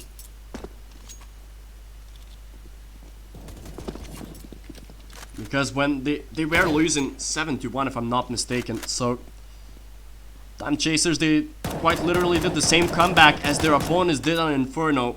It will be interesting to see whether the game finishes as Inferno with a scoreline of 12-6 in favor of the CT side. History seems to repeat itself as time is nothing but a flat circle. But without getting philosophical up in here, we can move back to the second half of this affair. Timechasers, I will remind you, dear viewers, that they did win the first map, which was Inferno. They won that map in a scoreline of 16-12. So if they do win this round, they will move on to round of 32, and that best of 3 series will decide whether they are going to move on towards ESEA main or not. Oh, they do miss the smoke here, and it might cost them. No smoke in jungle. And Timechasers, well, now they are in a sticky scenario. They will plant the bomb. Center will find a headshot. Shadow as well. So it's a double man advantage. He's seen 2 players coming in from CT. Oh, but what a beautiful headshot coming in. Poker face with a quick trade, and it's a 2v2 right now. Shadow playing from ramp. They do have a smoke and a defuse kit. Savvy will be on it. With 11 HP, he's defusing the bomb now. And he just might actually do it. Savvy. Oh no, he will be fine at the last possible moment there. Poker face.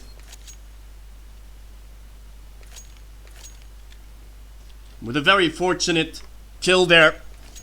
And it has got Timechasers the pistol round. The elusive round. No idea, ICS. What is this 3rd map? I'm very sorry. Looking at the chat right now, but nevertheless, moving on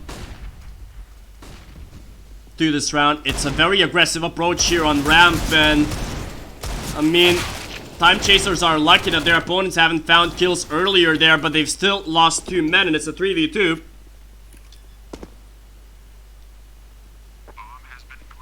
as the Lithuanians plant their bomb, but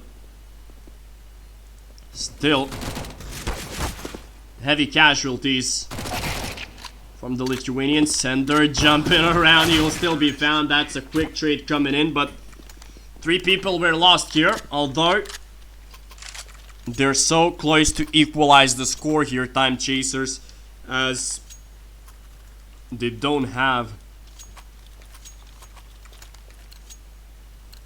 enough utility.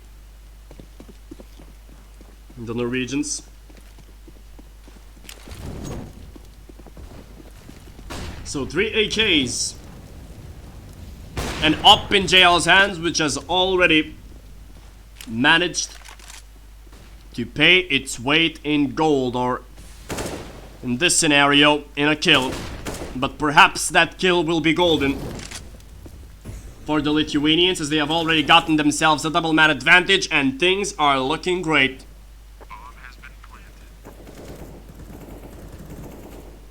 Dreamcatcher will not be able to find anybody, and referring to the chat, perhaps we won't even need a third map, because by the looks of things, Timechasers have regained their form, as they've won 7 rounds in a row, if I'm not mistaken. So definitely a good approach for the Lithuanians. Their enemies are on an eco. A half buy perhaps would be the more concrete action here. Dreamcatcher, he gets a simple headshot onto Askew, but JL will trade his fallen buddy quickly. Might get another kill, but that Molotov will prevent Reuter from peeking. Sender will be found as well, and that's a free AK picked up. You don't want to lose rounds like this, like these, if you're Timechasers. Just group up, make an execution towards a site, because it is the Norwegians who have the man advantage actually. But the Lithuanians are moving towards bomb site B, and they need to be very quick. Reuter will be the first one trying to get those early kills. He did spot out an enemy and he will back away. Zyx with a quick rotation with that AK, he can do a lot of damage, and he will. He's already gotten 1 kill. JL with a quick trade, but he'll need to clutch this one out. It's a 1v3 scenario for JL. He'll need an ace to win this round. Will it be another magical round for JL? No, it will not, as Timechasers lose against an eco.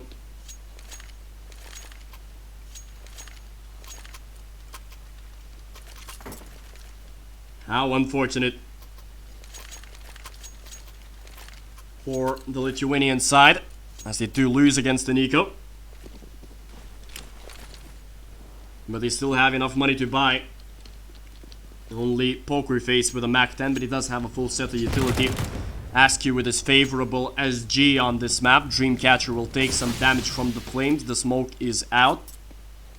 So Lithuanians should be aware that they can peek connector at any time.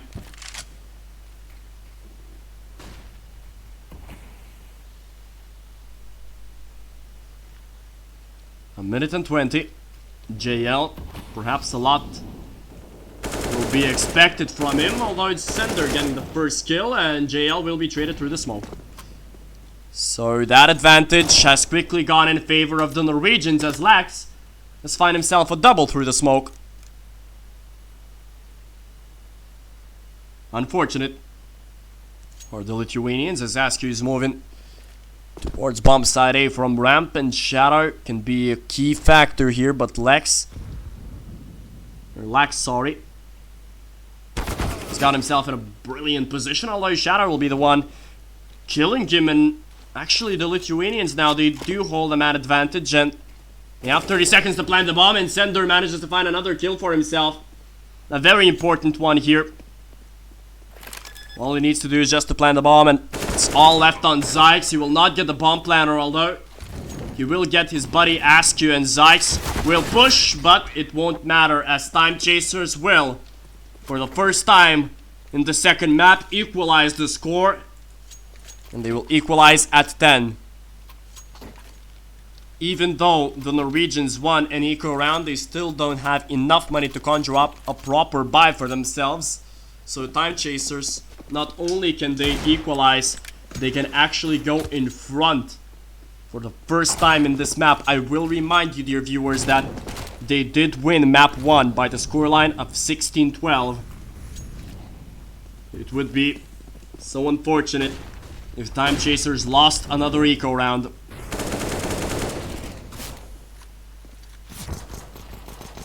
Oh no. Sender will have to be very quick with the trades, but things are looking bad for the Lithuanians as they do lose JL and they do lose the op as well, and it's all down to Sender. Once again, how do they manage to lose these ecos? They definitely need to sort something out. They just need to push aside or something. It's even better like that, because if you're gonna split up like that, you can lose weapons, and lose weapons they did. It's all down to Sender. It's a 1v1. Dreamcatcher without AWP. He can be very patient here, peeking out. Sender will win that duel. Flashing. He definitely should have hurt his opponent there. He's trying to shoot. And Sender has the opportunity to clutch, and that's an ace for him. But what an important one to get there. Timechasers can breathe a sigh of relief right now, as they managed to stay alive in this one and actually get the lead. And what is this? A triple man, a triple op system. Okay, that's crazy. But it doesn't matter, as JL is showing his precision, and he's already managed to drop one opper, and he will get the second one. JL. No bad words can be said about this man right now. 23 frags on his name. A fantastic best of 3 series here, and JL is hungry for blood as he will get a triple kill here. And fantastic there for JL. A 2v4, and this round is courtesy of young Justinas here. The 20-year-old from Lithuania has been showing fantastic form, playing in rank G, and it shows. The individuality that has been executed here was fantastic from JL. And that's why they need, every single team needs an individual leader, especially at this type of CS, at this type of level of CS, I mean. Individual leaders, they shine even brighter. They do want to drop that op, but it just wasn't meant to be for Timechasers, as they will have 3 peepers 3 people lost. And Timechasers now, they will invest into 5 rifles, no AWPs, as prixmix are on another eco, and they have been looking very dangerous with those deagles. So Timechasers, for the love of God, can you just make a proper execution towards any side? You do not want to lose people like that. Their bomb, it's in B apartments, and I don't like that. I don't like that one bit. Unless Lax will be found here, which he should be. Yes, he will be. Poker face, easy drop for him. And that's an execution towards B. There we go. That's what Timechasers wanted. What is this? Okay, they decided to fake it.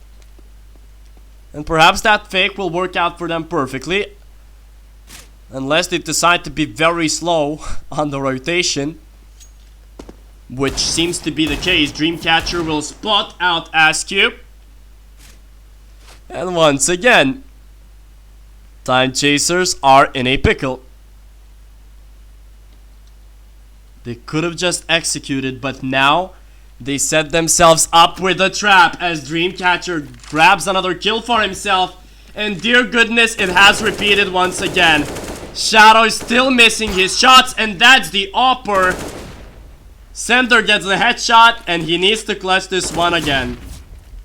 Oh dear goodness, Sender might be found from behind.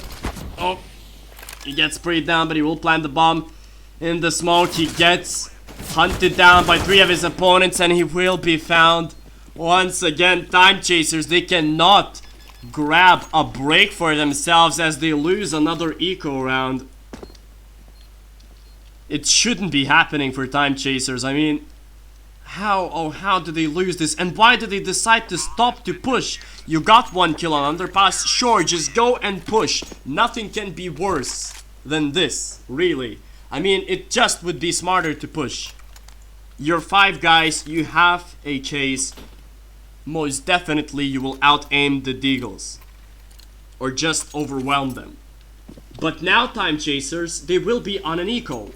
So the Norwegians will most definitely equalize the score, and Timechasers, well, they're gonna have nightmares if they're gonna lose this best of 3 series, and they will only have themselves to blame. I don't want to jinx it, hopefully that's not gonna happen, but if you're gonna lose 3 ecos, I mean, you're gonna lose a map, most likely, as Savvy will just pick up headshot after headshot. It won't be an ace, but it will be a quadra kill.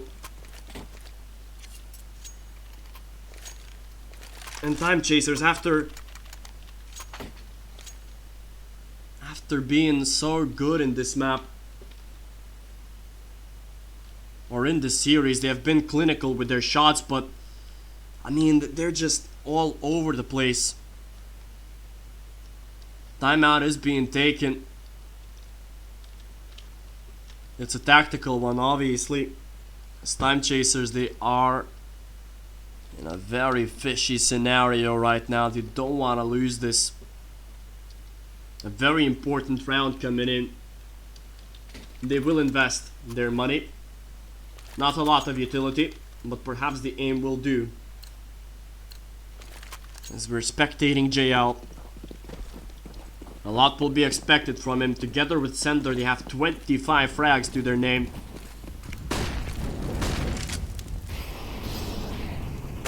And JL, that's what I told you about.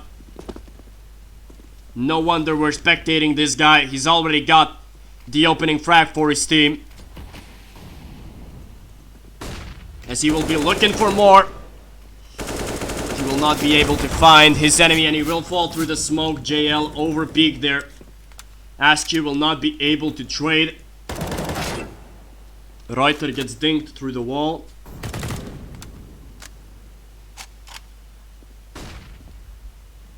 As Pokerface will make his way into connector. It's a 4v4. But the positioning of the Lithuanians is very difficult now. You have 2 players in jungle with Lax and Savvy, but they're making their rotation, at least Lax is to CT, so Pokerface, his positioning will be crucial here. You don't want to turn your back here. Want to be precise. Timechasers and can actually get this frag, but Savvy will be a step ahead of his opponent. He will get the frag, so Askew will need to get this frag. Such an important one, and he will get the headshot and a double kill for Askew. What an important one to get for him. He wasn't shining in this map, but sometimes Askew can shine with such impactful frags as he did on Inferno. That was the game winner triple kill there. And perhaps it will be the game winner double kill here, as it's a 2v3 rotation. Obviously, you cannot write the Norwegians off just yet, as they are still pushing towards this site.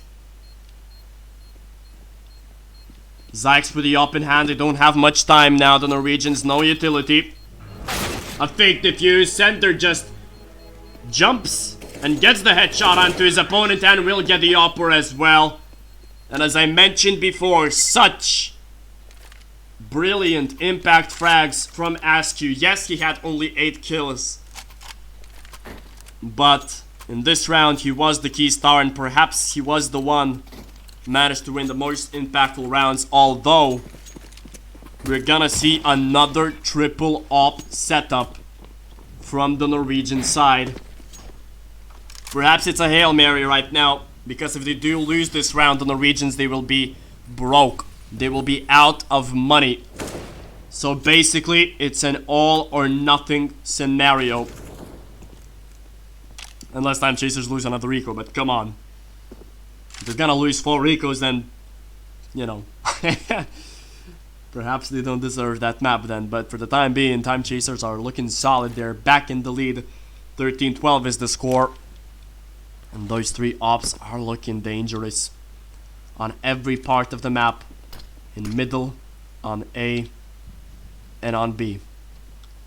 As the Lithuanians are starting to go towards middle. Dreamcatcher with that AWP will find one, but will be quickly traded from underpass. Smart play by Pokerface. Zykes will be very fast here, just in time to get the kill onto Pokerface. As the Lithuanians make their way onto bomb side A, but now the third opper in Savvy will have to shine, and we know that this guy, the individual leader for his team, he can be a huge nuisance to his opponents, and he will need to be. Nobody is spotted out here. He was almost sprayed down. Lax gets the double kill, and what an important one there. Sender has a scenario to play against 2 ops. He will be sprayed a bit. Oh, the nade doesn't finish him off. But he only has 9 seconds. Make it 8. He'll need to plant the bomb. But the opper will get him. And he will get him with a pistol there. So the scores are equal. And by the looks of things, they are broke. The Lithuanians, they will need to make an eco. Although Pokerface has forced, as did the whole squad. And perhaps, I mean, I can only explain it if they're gonna push aside. And it seems that they're gonna push A, and it seems even further that the Norwegians are fully prepared for it, but they've only got 2 kills, and it's a bomb plant for the Lithuanians. So, I mean, this Hail Mary buy might work out for them, but what a shot from Zykes. The bomb is planted. The mollies are out. The smokes on CT. Sender has spotted out his opponent in connector. And now it's a difficult scenario. JL! Oh, he was so close to get that spray. He was fully blind there, but Sender will have to clutch this. It's a 1v2, but he will be found through the smoke.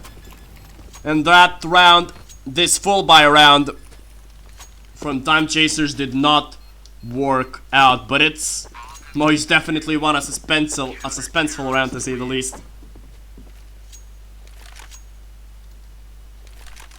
And Timechasers, well, they are going to have to make an eco round, so they will play for overtime. Timechasers, most definitely. And we do know that the overtime statistics, well, they don't go in favor of Timechasers. They've lost every single overtime they played.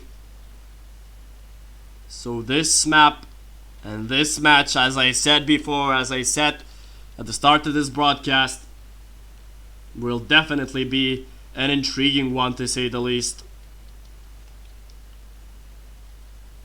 This Norwegian side, they have finished at a higher position than Timechasers at the regular season.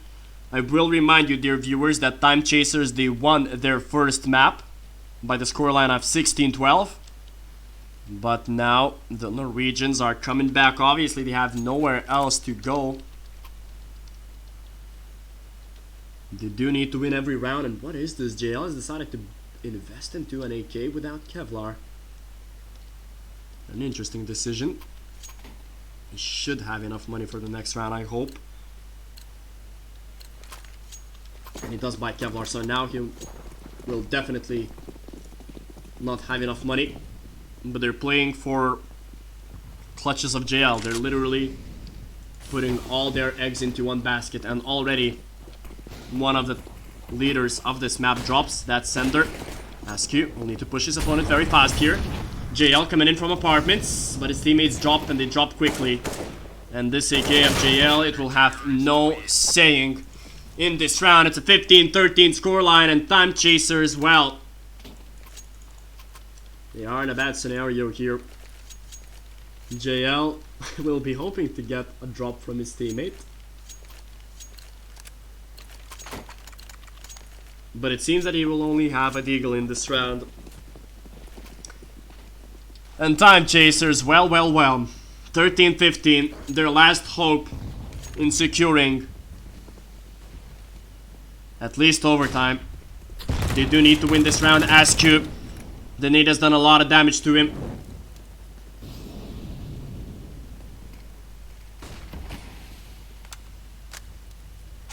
He will reload. Smokes are out and short. Oh, but that shot is definitely given information to his opponents where he might hide. Askew, he will be found by the op. Dreamcatcher.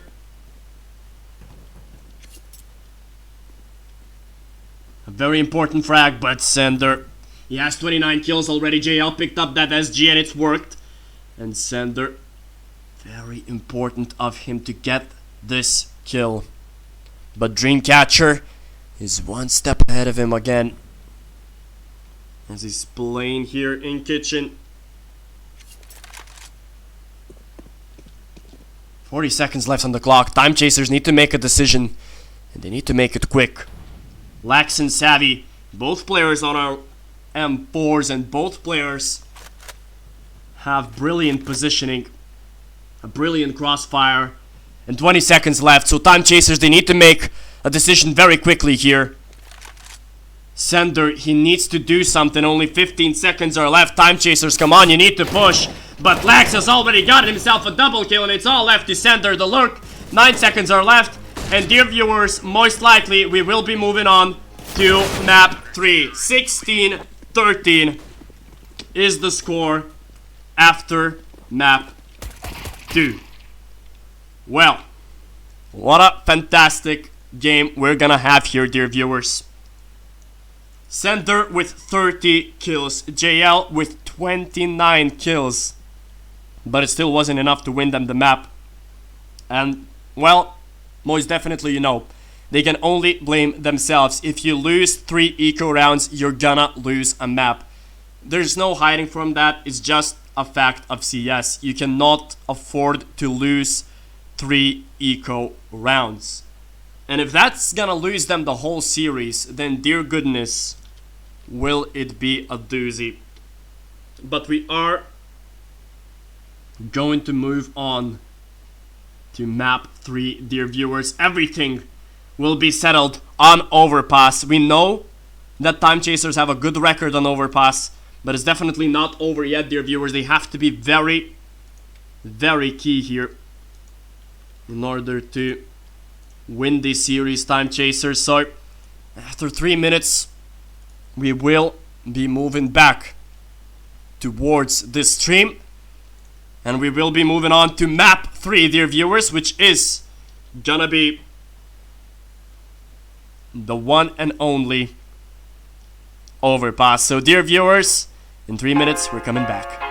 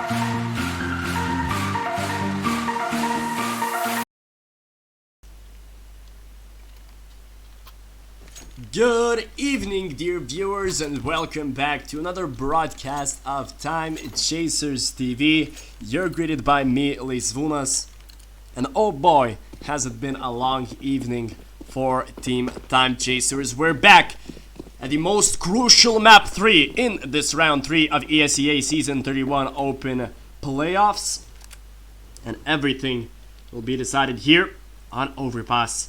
Timechasers have a brilliant record on this map, and perhaps they will retain their form in ESEA, but what a good setup actually here from the CTs, and the nade will finish center off. It's a 2v2 right now, and they don't need to hurry anywhere, Shadow together with Askew, but they decided to do so. A quick flash from Shadow, they need to get this kill, it's a crucial one.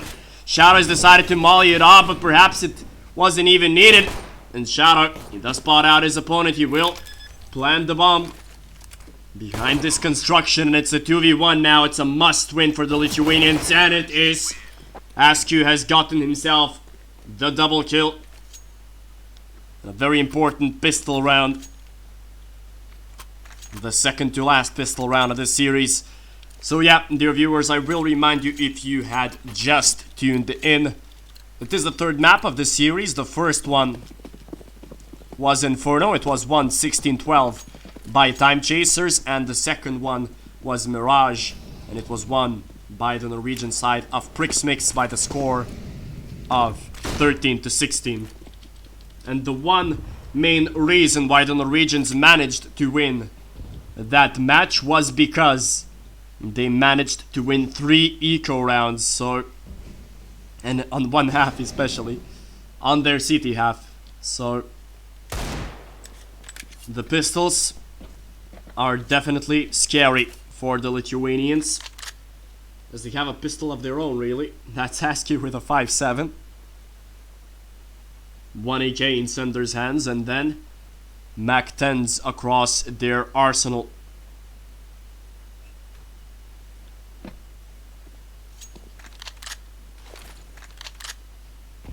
Nades here. 55 seconds left on the clock for the Lithuanians, as they do have to make a decision on which side do they want to go, and it seems that the decision is bomb side A, as they are preparing themselves for an execution. Timechasers setting up the smokes. 30 seconds are left. They don't want to overextend the timer here. Once again, they're playing these ecos quite dangerously, but it should be a round win for the Lithuanians. A good execution. They've got the kills that they needed to, and now all they need to do is just to plant the bomb, as Zyx together with his teammates will try to do something through the smoke, but they will miss all of their shots, obviously. Reuter will be pushed in bank, although Pokerface cannot get the kill. And what was that?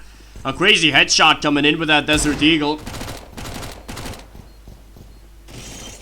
as they are hungry for blood, Timechasers, and they should be getting those kills, and they do. It's a 2-0 scoreline, only 1 casualty, not the end of the world for Timechasers.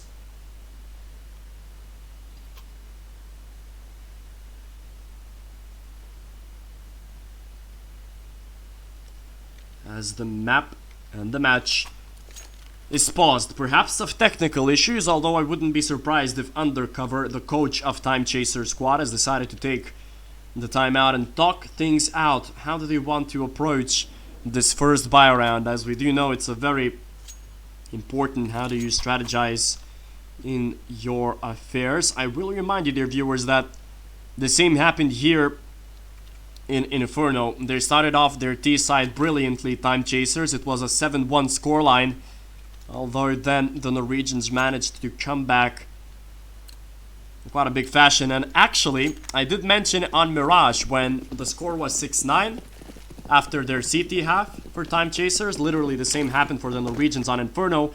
And I did mention that time is a flat circle, so perhaps time will make another loop, and perhaps we'll see a dominant first half from Timechasers once again, as so far it's looking to shape out that way. Pokerface is not afraid of flames, although he will be afraid of bullets, as we do see trades happening left, right, and center, jumping through the flames and through the waters.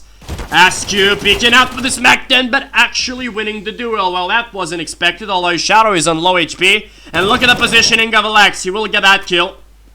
Askew, he needs to peek it at the best possible moment, but he's decided to peek it at the worst moment. And Lex will find the last kill. Unfortunate for the Lithuanians. They could have clutched it out. They could have ran away or something.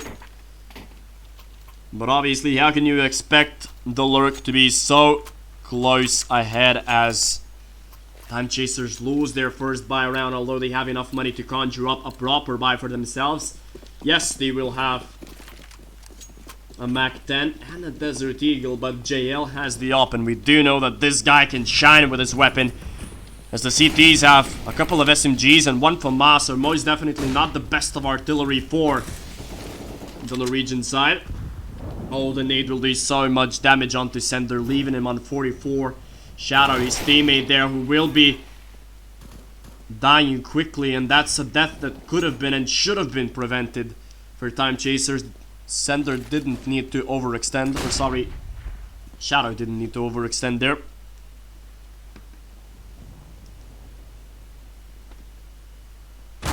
Poker will peek against two of his opponents, so he will have to back away, although those flames might do something naughty. But JL has already made his way into connector, and he will get a double kill here without a doubt, as Askew has got himself one before dying of his own. But it's a mad advantage that has been retained by the Lithuanian side as they are moving on towards bomb side B, where only Savvy is left. But that flash was phenomenal, although they're not expecting him to be at this position, or are they?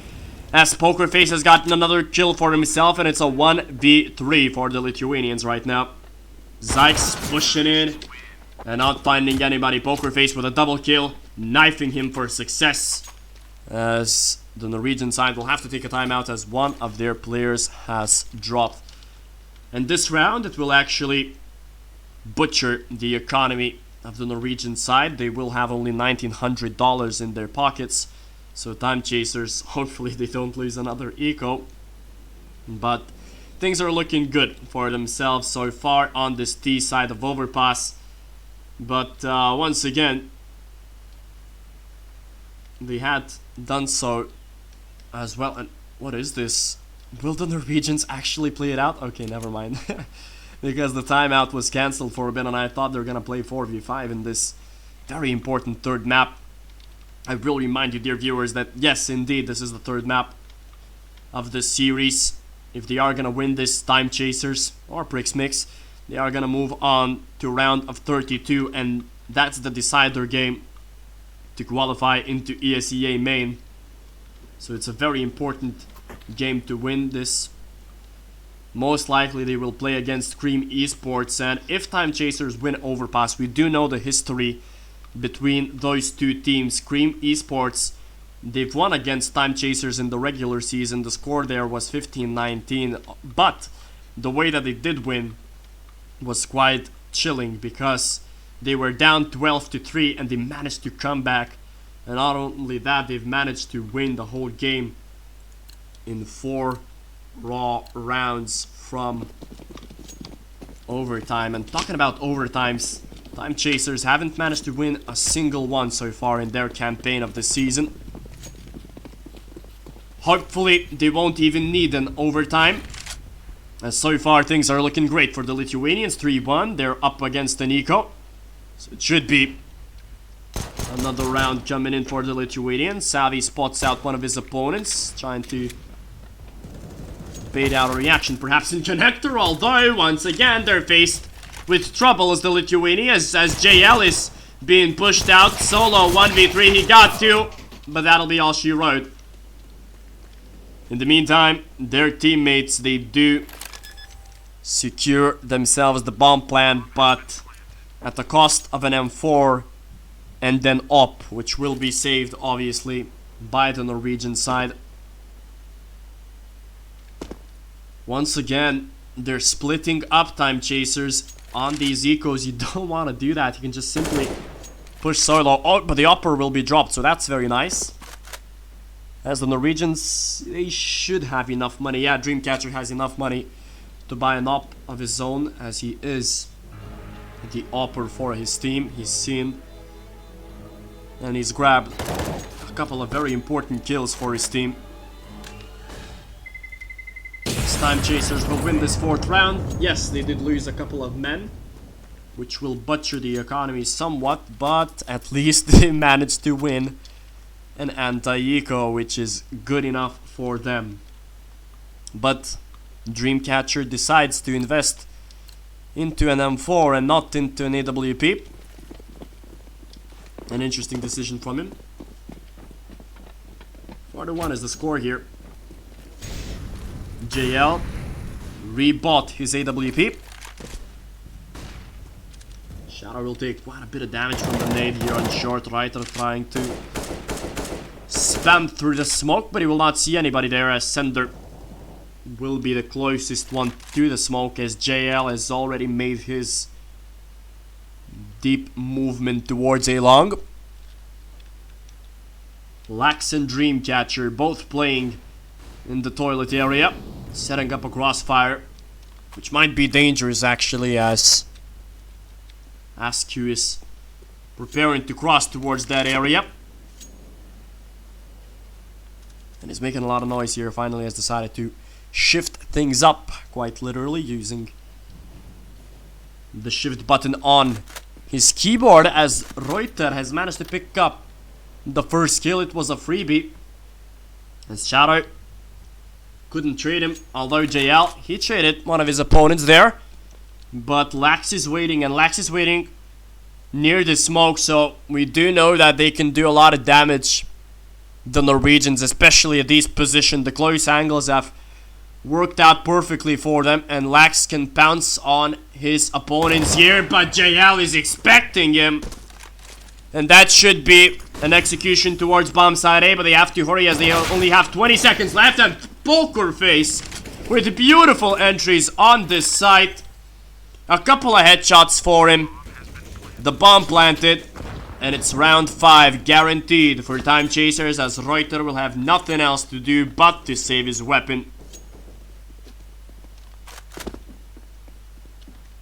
As Timechasers, with a fantastic performance from JL and from Pokerface in this round, grabbing those important entries. JL with a very crucial kill from toilets, grabbing both of these kills, just making a round out of nothing, and that's what JL needed. He has 10 frags on his name already in 6 rounds. And you know, they talk about big players, they talk about stars of the teams, but if you're JL, you have a big responsibility on your shoulders, right? Because on one hand, yeah, you are the guy who gets the most frags, but perhaps you get them when you play against teams which aren't of good caliber. Perhaps you get those frags when you're facing opponents of an easy manner, but at times like these, when it's map 3, when it's the decider map, when it's an opponent which is really up to your caliber, up to your level, you need to shine the brightest. Then you can be considered a star player for your team, and JL so far is definitely proving his potential. Sender, beautiful one tap,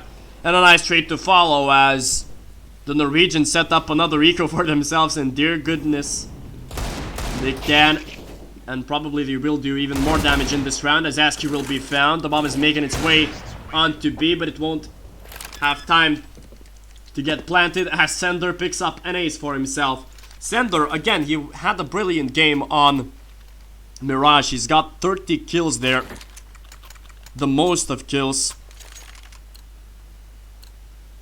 at the whole server there on Mirage, but nevertheless, it's the last map, so things don't matter here. 6-1 is the score, and a double up system in overpass. That's an interesting decision. Askew takes a lot of damage. Dreamcatcher peeking at connector.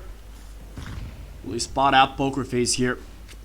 He might peek at any moment now. JL back at it.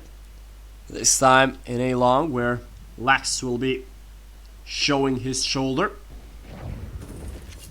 And actually it's Dreamcatcher getting the first frag of the round. This one being from Connector, and once again things fall onto JL's shoulders. But look at this, Reuter has managed to push towards T-spawn, and he's got that kill after a flash from his teammate. So really, it should be an execution towards bomb site A, but Sender gets dropped as well, and well, things are not looking pretty at this round for Timechasers. Pokerface and JL left. The one thing that they are good at is opening things up on bomb side A, and perhaps they'll need to do that. But Dreamcatcher is setting up a perfect position really to spot out A long, but JL is in middle. A flash out. Miles as well. With a pistol in hand, JL will burn through the flames, will only get one. In the smoke he goes. Oh, JL, that was a naughty movement from him. He's trying to run away from his opponents right now. He's actually got a molly down, but by the looks of things, he won't have enough time to plant the bomb as it's on bomb side A, and he should be hunted down by his opponents really. But JL has actually played this one out pretty smartly. He will save his weapon, even jumping at the last second so he wouldn't get pre-fired there. So a smart play from JL. Not that smart from his teammates, dying individually there, at least 3 of them. And it's a 6-2 scoreline right now for the Lithuanian side.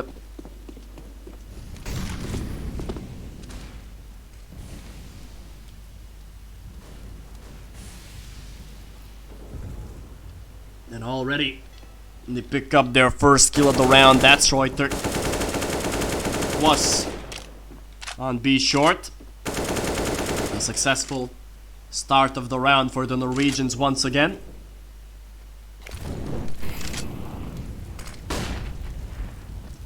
Not find anybody in Connector Pokerface. Although Zykes picks up the AWP this time around, and he's playing very aggressive with it. Might find JL. Oh! Shows his head at one moment and will smartly maneuver his way out of party. JL quickly making his way in toilets. Oh, but he might be spotted out now if he moves at the worst possible moment, which he does, although he's the first one getting the shots on his opponents, and well, that's the individuality of JL when you need it the most, as once again, he is the talisman, he is the leader, the entry man, although his teammate falls. But SQ is there to trade, as is Shadow, so now we're gonna see a 2v2 happen. Dreamcatcher with the op of his zone. Perhaps we'll duel JL there. But maybe it will fall onto Shadow as he's gonna make a deep rotation into toilets. The bomb is planted for that, but he can't actually just stick the defuse here, but it's a fake. Or is it? Dreamcatcher. Oh no! He actually defused the bomb there! Oh dear goodness, how did they allow to do so? How did they allow the Norwegians to defuse the bomb like that? They must be tilted after this round, Timechasers. They shouldn't have lost it. But they did. Everything went perfect. I mean, JL got the kills. The trades were in. It's a 2v2 and... oh no. A default position like that. Pros never fake. One good saying as Dreamcatcher clutches another round for his team. He's so good at clutches, Dreamcatcher. If we remember Mirage, he's won a handful of 1v3s, 1v2s. Very good at those clutch scenarios, Dreamcatcher.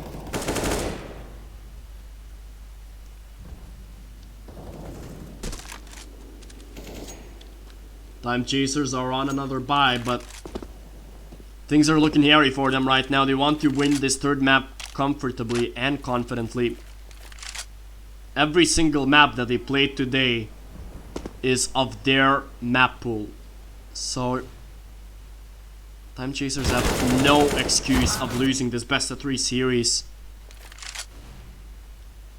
A 1v1 trade here on B. JL still playing around bomb side A, although they do get another aggressive kill. Once again, that's Reuter. He's been so aggressive here on B, and it's worked out perfectly for him. He's decided to be aggressive at the best possible moments for himself, and it's worked for him. And JL gets dropped from the op, so this default scenario, it's not working for the Lithuanians right now. They need to switch things up for themselves. Askew. Let's spray through the wall and won't get anybody. Poker face, he should be found. Flashes out, trying to pre-fire, but will not find anybody. Round 4 on the board as Timechasers, they don't have much money, and Undercover takes a smart timeout for his team as they've lost 3 rounds in a row. They've lost one that they shouldn't have against a ninja defuse like that.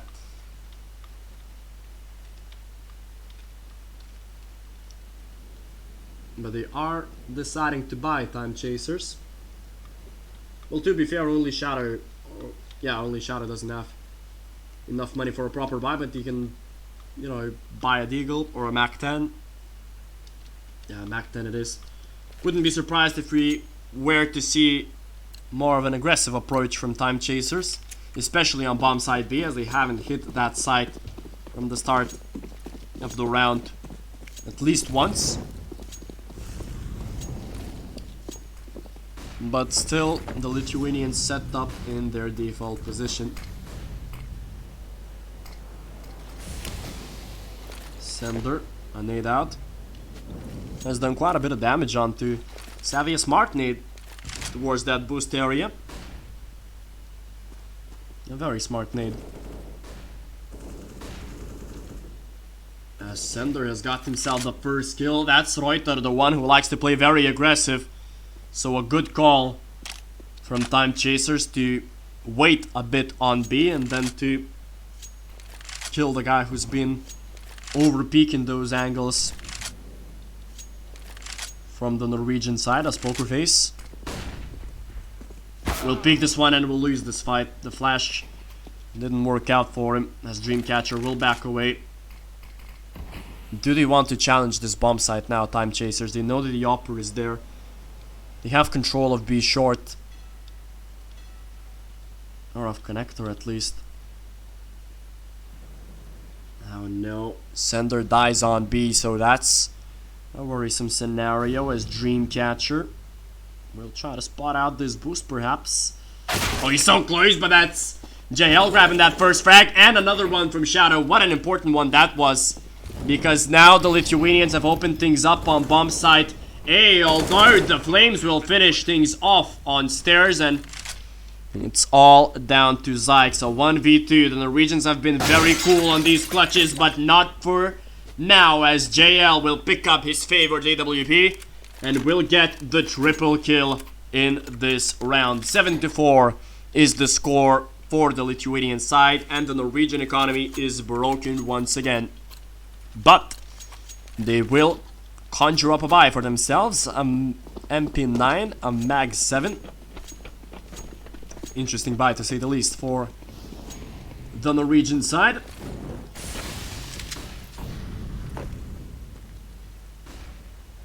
And Timechasers, well, have to be prepared here. Zykes. Oh, the triple nade. Sadly doesn't work out this time. Nobody decided to boost up. Reuter still being aggressive, this time around with a shotgun in his hands, as Timechasers, they're moving towards bomb site A definitely more frequently, and we can see that this round is shambled into bits right now as Timechasers lose 2 men in an unorthodox fashion.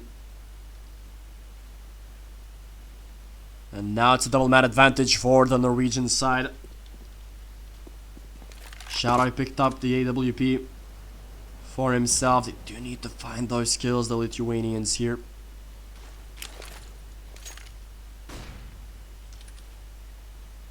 Oh, Shadow gets the upper. That's a decent start for him, but his teammate drops on B Monster. 20 seconds left. Timechasers need to make a move, and that move, it seems to be bump site B, although Shadow gets a very important kill here on A. But Savvy is in such a good position, he should be getting those frags in, especially when you don't check angles like these, and a pre-fire from Savvy will finish things off. Well, you do need to check angles before you plant the bomb. You cannot just go in raw with the bomb in your hands. Lesson to be learned for Timechasers, I guess, as their economy is broken right now. They will make a quasi-buy, to say the least. I mean, they will have enough money to buy in the next round. Sender using up that smoke on toilets quite quickly, as they still don't show aggression on B. They don't show the quick aggression there. They decide to play middle quickly. Yes, the majority of the rounds that they've won were on B, but on A, sorry, but this won't be one of them. Will it? Sender missing every single shot. 6-7 is the score, and of course this game will be a dramatic one till the end, as Timechasers at one point had a 6-1 lead, but now things are looking even. It's a 6-7 scoreline.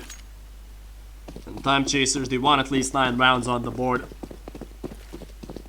Otherwise, it's gonna be a sticky scenario for them. Another smoke on middle, as once again they decided to take an aggressive approach onto toilets, and JL will be dropped. That's the leader gone. Reuter once again in a brilliant position. Can just spam this pipe. Another smoke, preventing a push from the Lithuanians. But it seems that Shadow, together with Sender, will have to push this angle. Although Reuter is prepared. It's a contact play, and it's the Lithuanians who got the trade. Now another important frag will happen, but Shadow is not checking his angles once again. Needs to work on that.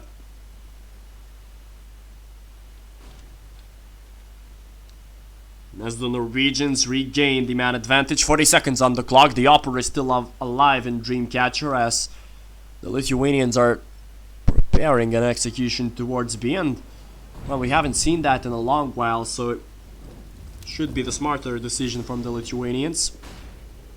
Savvy, in a good position, will fire a bit too early, but he has set himself up in a better position. Dreamcatcher from heaven, nothing you can do about it. Sender will be dropped as well, and the Norwegians have equalized the score. Timechasers, well, are they in a pickle right now?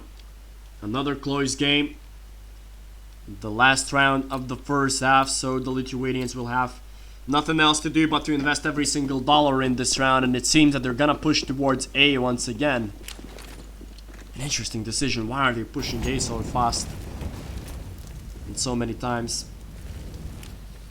where they had more success? Oh, JL, hello! Oh, he only got one, and he will be traded. Lax finally falls, and now they can chill. The Lithuanians, they don't want to overextend towards this side, but it seems that they've already made their decision and they're pushing towards A long. Poker face will not get a kill. Askew looking for that trade. It's not happening, although his teammates has made the good work for himself, as it's a 1v2. Reuter will have a perfect opportunity to clutch this one. He's been perfect on overpass so far for his team. And it needs to be even better here. 1v2. No smoke this time to defuse the bomb. But we do know that Timechasers are already lost one round like this, and they might lose another one. His position is known. Now Reuter can just try and stick this defuse, but Askew will luckily get that headshot in. And Timechasers, they win their first half. 8-7 is the score. Obviously, it could have been way better for the Lithuanian side as, well, they were at a 6-1 advantage, but then they've lost a crucial round where they shouldn't have. It was the 6-3 scoreline then, if I'm not mistaken. If they didn't lose that round, perhaps we would have seen a 9-6, a 10-5 first half, and then it would have been an easy third map for the Lithuanians. But now, I mean, it's very equal. You cannot split these two teams. They have shown fantastic Counter-Strike. And obviously it will be sad that at least one of these teams, they won't make it into the further stages of the playoffs. But that's what you're playing for, really. These are the big matches. And this is where the big name players need to shine. JL has done a decent job for his team. He's leading in the kill department for his team once again. Yes, we are moving back to the second half, and perhaps the last half of this best of 3 series as Timechasers start things off on their city side. JL with 17 frags for his team. Reuter and Lax with 13. Savvy has been out of this game so far with only 10 frags, but if he shines today, and if he shines now, perhaps the Norwegians can take these series. But Timechasers, they won't be looking to lose this one. It's a quadra man setup towards bomb side B, so they must win this pistol round. It's a perfect setup for them, but they're missing their shots, the Lithuanians. They're gonna miss an opportunity to win the pistol round. They should hit their shots. There's no way that you can lose rounds like these. If you have a 4-man setup towards B, you should be able to win rounds like these. And they do lose the pistol. They only pick up 1 flash in this round, so they will be looking to invest into the other one. And Timechasers, well, now they are in a pickle as the Norwegians have the perfect opportunity to go ahead for the first time in this map.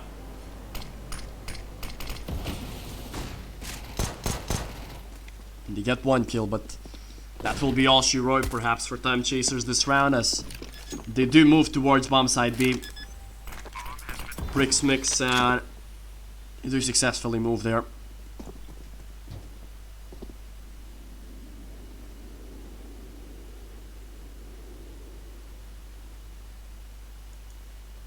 Eight is the score right now, and Timechasers, well,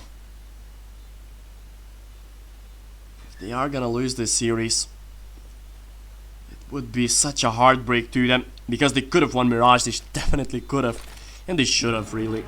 To lose 3 eco rounds, it's unacceptable. And now they've gotten themselves into this situation. They've got themselves in this scenario where they are in a fishy outlet. As the Norwegians, they've got themselves the lead for the first time in this map, 9-8, and the Lithuanians, they will invest in this round. They will buy up.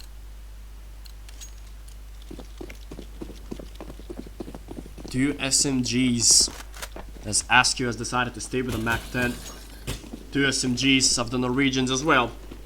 And aggression towards bomb side B. That's what the Lithuanians have been lacking. And oh dear goodness, are they not lucky. Pokerface will need to get this frag, and he does. Trying to spray through the wall, not working, but his opponent is on low HP. He needs to peek this one out. The fake flash won't work. Pokerface will drop Savvy now. Such a hairy situation for him. Shadow manages to pick up the M4 for himself. JL will be very aggressive, and definitely, will it be a good decision for him or not? It won't be! JL, you cannot peek like that on a 1v2. You're leaving your teammate Shadow now with everything to do. And oh no, Shadow, he might not expect his opponent to peek from Monster. Now he's starting to think that, yeah, perhaps they will peek from here. Shadow, you need to be very smart here. You don't have any utility. Oh, and he's turned his back at the worst possible moment here, Shadow. Turn around for the love of God. Nope. Just escaped his opponents by the skin of their teeth, but he's rotating to the wrong side here. Or is he?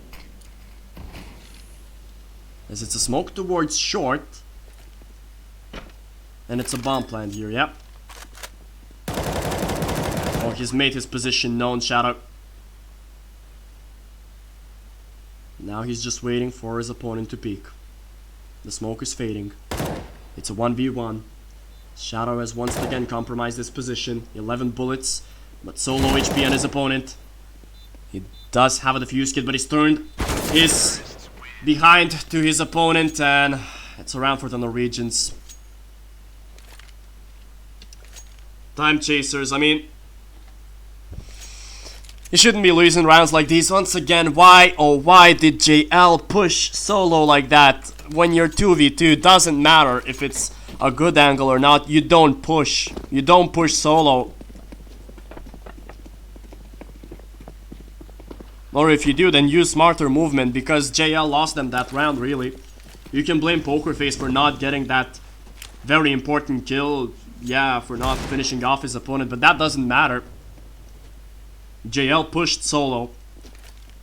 And the guy who has perhaps won so many rounds for this Lithuanian side perhaps lost one of the most important ones, as Timechasers will have to make a half buy this time around, and it will be an 8-11 scoreline unless Askew has something else to say about it, but he'll only get one kill.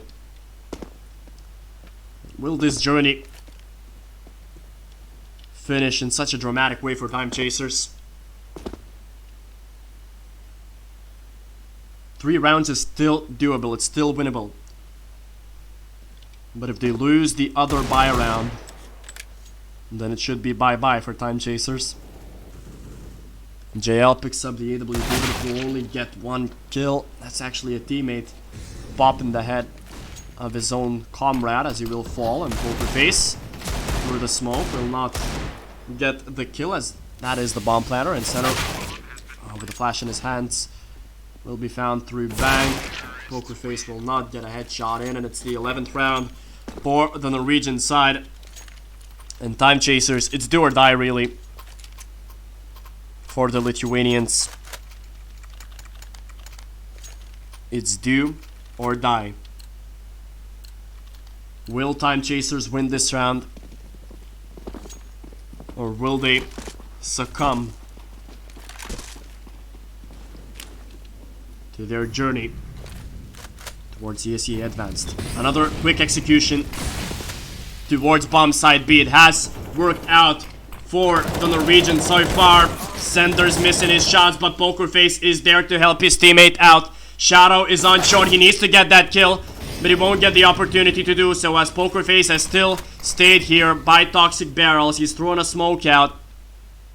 Rotations from Askew and JL, but JL is in such a bad position, really.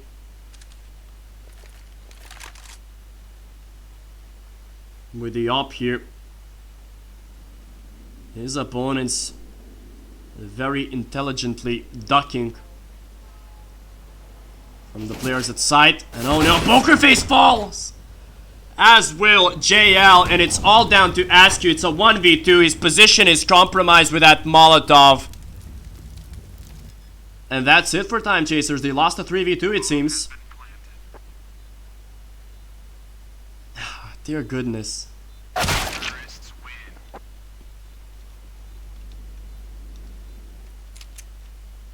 If you had ever needed to take a timeout, now would be the time to do so, I do believe, for Timechasers, because it's a 3v2, but JL's positioning, it was horrendous there. It was horrendous. You are with the AWP, why do you need to be at such a position? Once again, JL chokes at times like these. The most important rounds, I did say before this game started that the serious players, the stars, they need to shine at the most important times. And JL, he let his team down twice. But it's not over yet. He can still redeem himself, but what a shot that was from Dreamcatcher.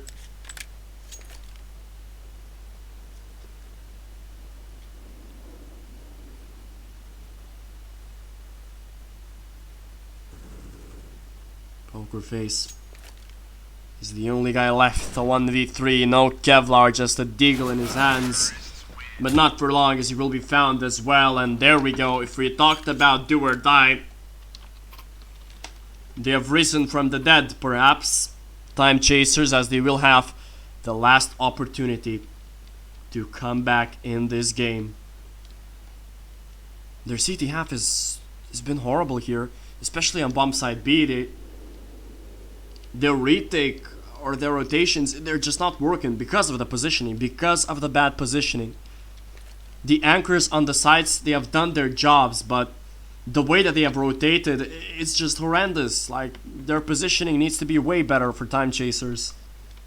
So it's very, very unfortunate for them. The tactical timeout has finished. And will Timechasers be finished in ESEA Season 31? Yes, they have booked a spot in intermediate, but it's not where they hoped to be. They want to qualify at least to main. So now it's all or nothing, quite literally here for Timechasers, as they won't have a better opportunity to buy than this round. And once again, it's a quick molly. Sender completely misses his smoke. They don't over-rotate Timechasers, which is good. Askew is definitely spotted out at least one, I hope. Doesn't seem to be the case. As his opponent is still pushing towards A long, and Askew, didn't he see his opponents while jumping? It seems not. JL has got a double kill. He needs to get more now as his teammates come in for that rotation. JL needs to be very important here, but he will fall. That's Shadow who fell from Dream Chasers up. While Lax has made a perfect rotation here on bomb side B. It's completely clear.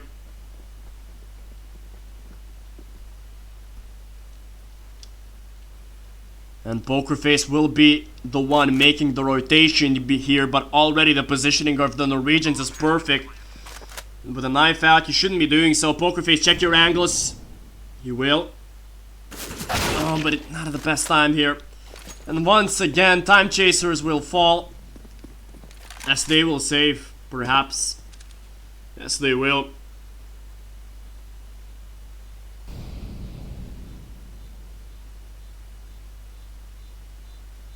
They can start counting their days, Timechasers, I do believe. As they've lost another buy round on their CT side. They haven't won a single round on it. They've lost 7 in a row right now. Unacceptable for the Lithuanian side.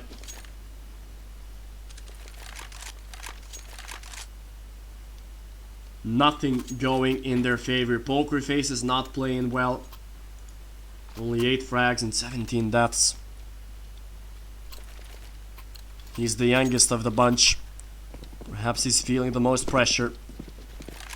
As Timechasers, they do invest in this round, as they've managed to save a weapon or two on JL. Well, he'll need to shine. He got one. Obviously, it's not enough. He'll peek too long. He won't see anybody. Having to back away as his opponents push towards toilets, and Askew, he sprays down both of his opponents to low HP, but he only gets one, and now Shadow needs to shine. He gets one, that's a second one, and Shadow will not get a triple. This is all left to Savvy, who's got JL, who missed an important shot. And what is this? They're starting to miss shots, Timechasers, but Poker Face will not. And finally they get around in their second half. It's not over yet for the Lithuanians. It's not over yet. But in a scenario like this, you need to look at every round like it's a sacred one, like it's the last one that you will play in your entire career. Timechasers need to be so focused now. Askew playing in connector. This time he's backing away. JL still with a smoke in his hands. Or in front of his face, sorry. While the Norwegians have decided to take a default approach to this round.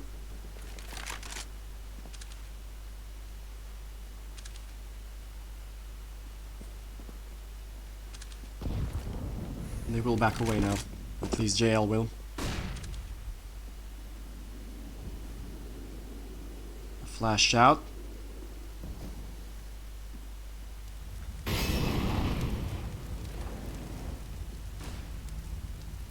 And JL, he will see the flames, but he will not act upon them. Yes, he has now made the rotation, and he will fall from Dream Chaser. That's the team leader gone. And what do you do now if you're Time Chasers? 4v5 without an AWPer. The lurks are coming in towards short. Shadow gets the kill, that's good, but a quick trade coming in favor of Time Chasers, actually, as Shadow has managed to hide himself at the best possible moment, and the bomb is being retrieved back. Time Chasers, 20 seconds to defend this A bomb site, as they are making strides upon it, but they are playing it very passively here, the Lithuanians. And Askew will need to be the perfect anchor for his team right now, but he's decided to peek through the smoke. His teammate Sender has got a double, and it's all down to Dream Chaser. He will have to plant this bomb, but Askew will not let him do so. And Time Chaser as well. I really hope that he won't break our hearts.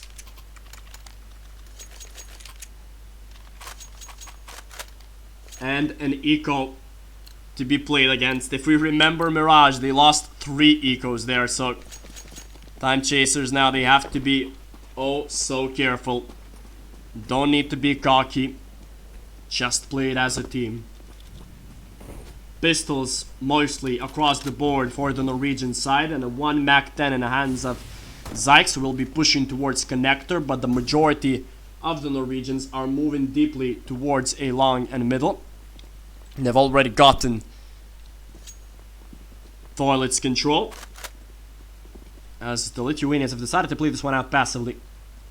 On bomb side A, Askew will be spotting it out. Although JL is in such an open position, he needs to be very careful here. As he switches out to his knife at the best possible moment, perhaps. Backing away. And at AWP, he'll need to hit his shots. Askew as well. Won't spot anybody crouching with his jumping ability, and perhaps his enemies hurt him. And they've got the kill. That's Shadow. JL with another.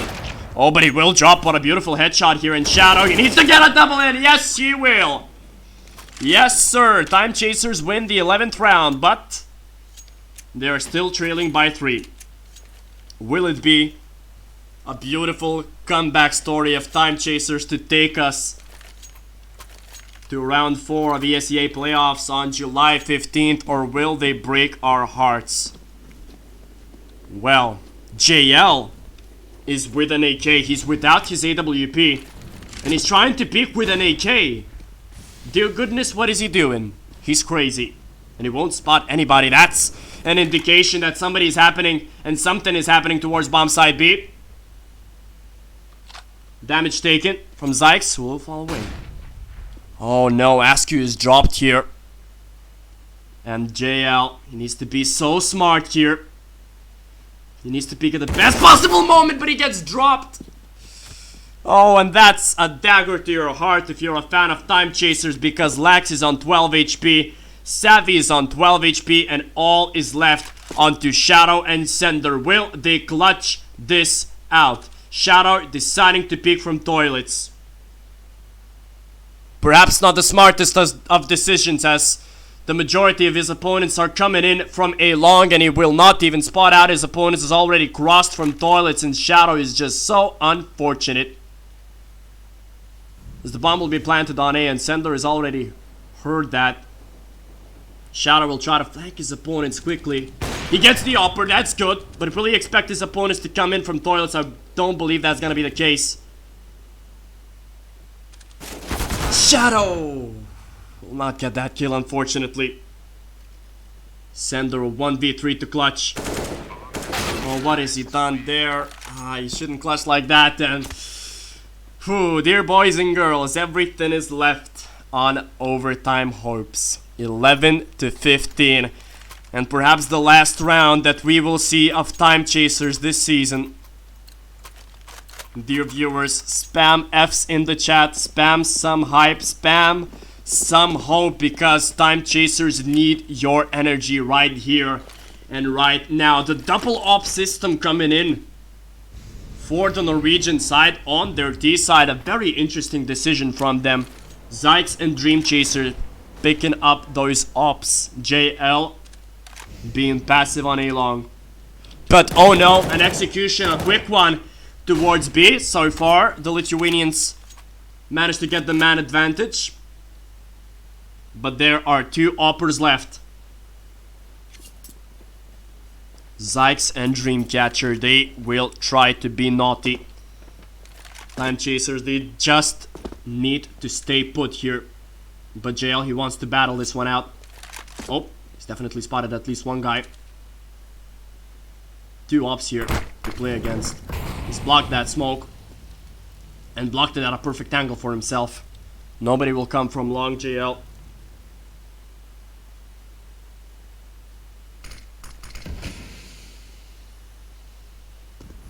JL needs to win this fight. Otherwise it's game over. He misses his shot. Shadow will get 1 kill. 2 uppers to play against. He doesn't need to overpick. Shadow will be dropped as well. Poker face 2 on 2. They need to win this one, but he's missed his shots as well. Askew. It's over. It's over, unfortunately, for Timechasers. Another 3v2 lost. Another sad way to finish their ESEA campaign. Timechasers, they had so many opportunities to win this round as well. It was a 3v2. They didn't need to overextend towards that side. The bomb wasn't planted just of yet. They lost against 2 oppers in a 3v2. JL missed a crucial shot as well. Inferno looked perfect for them. The first half looked perfect for them on this third map, but they couldn't close things out. Their second half was horrendous, especially at the start of it all. They couldn't retake B at all, and they abused it at the start of the game. So that's the way that Timechasers campaign finishes. Next season we're gonna see them in intermediate, but they won't qualify into main. They won't qualify into advanced. So they will have to battle it out from September, if I'm not mistaken, in intermediate. Unfortunate game for Timechasers, and once again, things can be pointed in Mirage. Things can be pointed to the fact that they lost 3 ecos there. They could have won Mirage, and they could have won this whole series, but the way that it finished, they are out of the playoffs, and we will see Timechasers in intermediate. Definitely a dramatic end to this best of 3 series, a dramatic end to this theater of 3 hours of Counter-Strike, dear viewers. For the time being, you were greeted by me, Leis Vunas, and dear viewers, I do bid you farewell.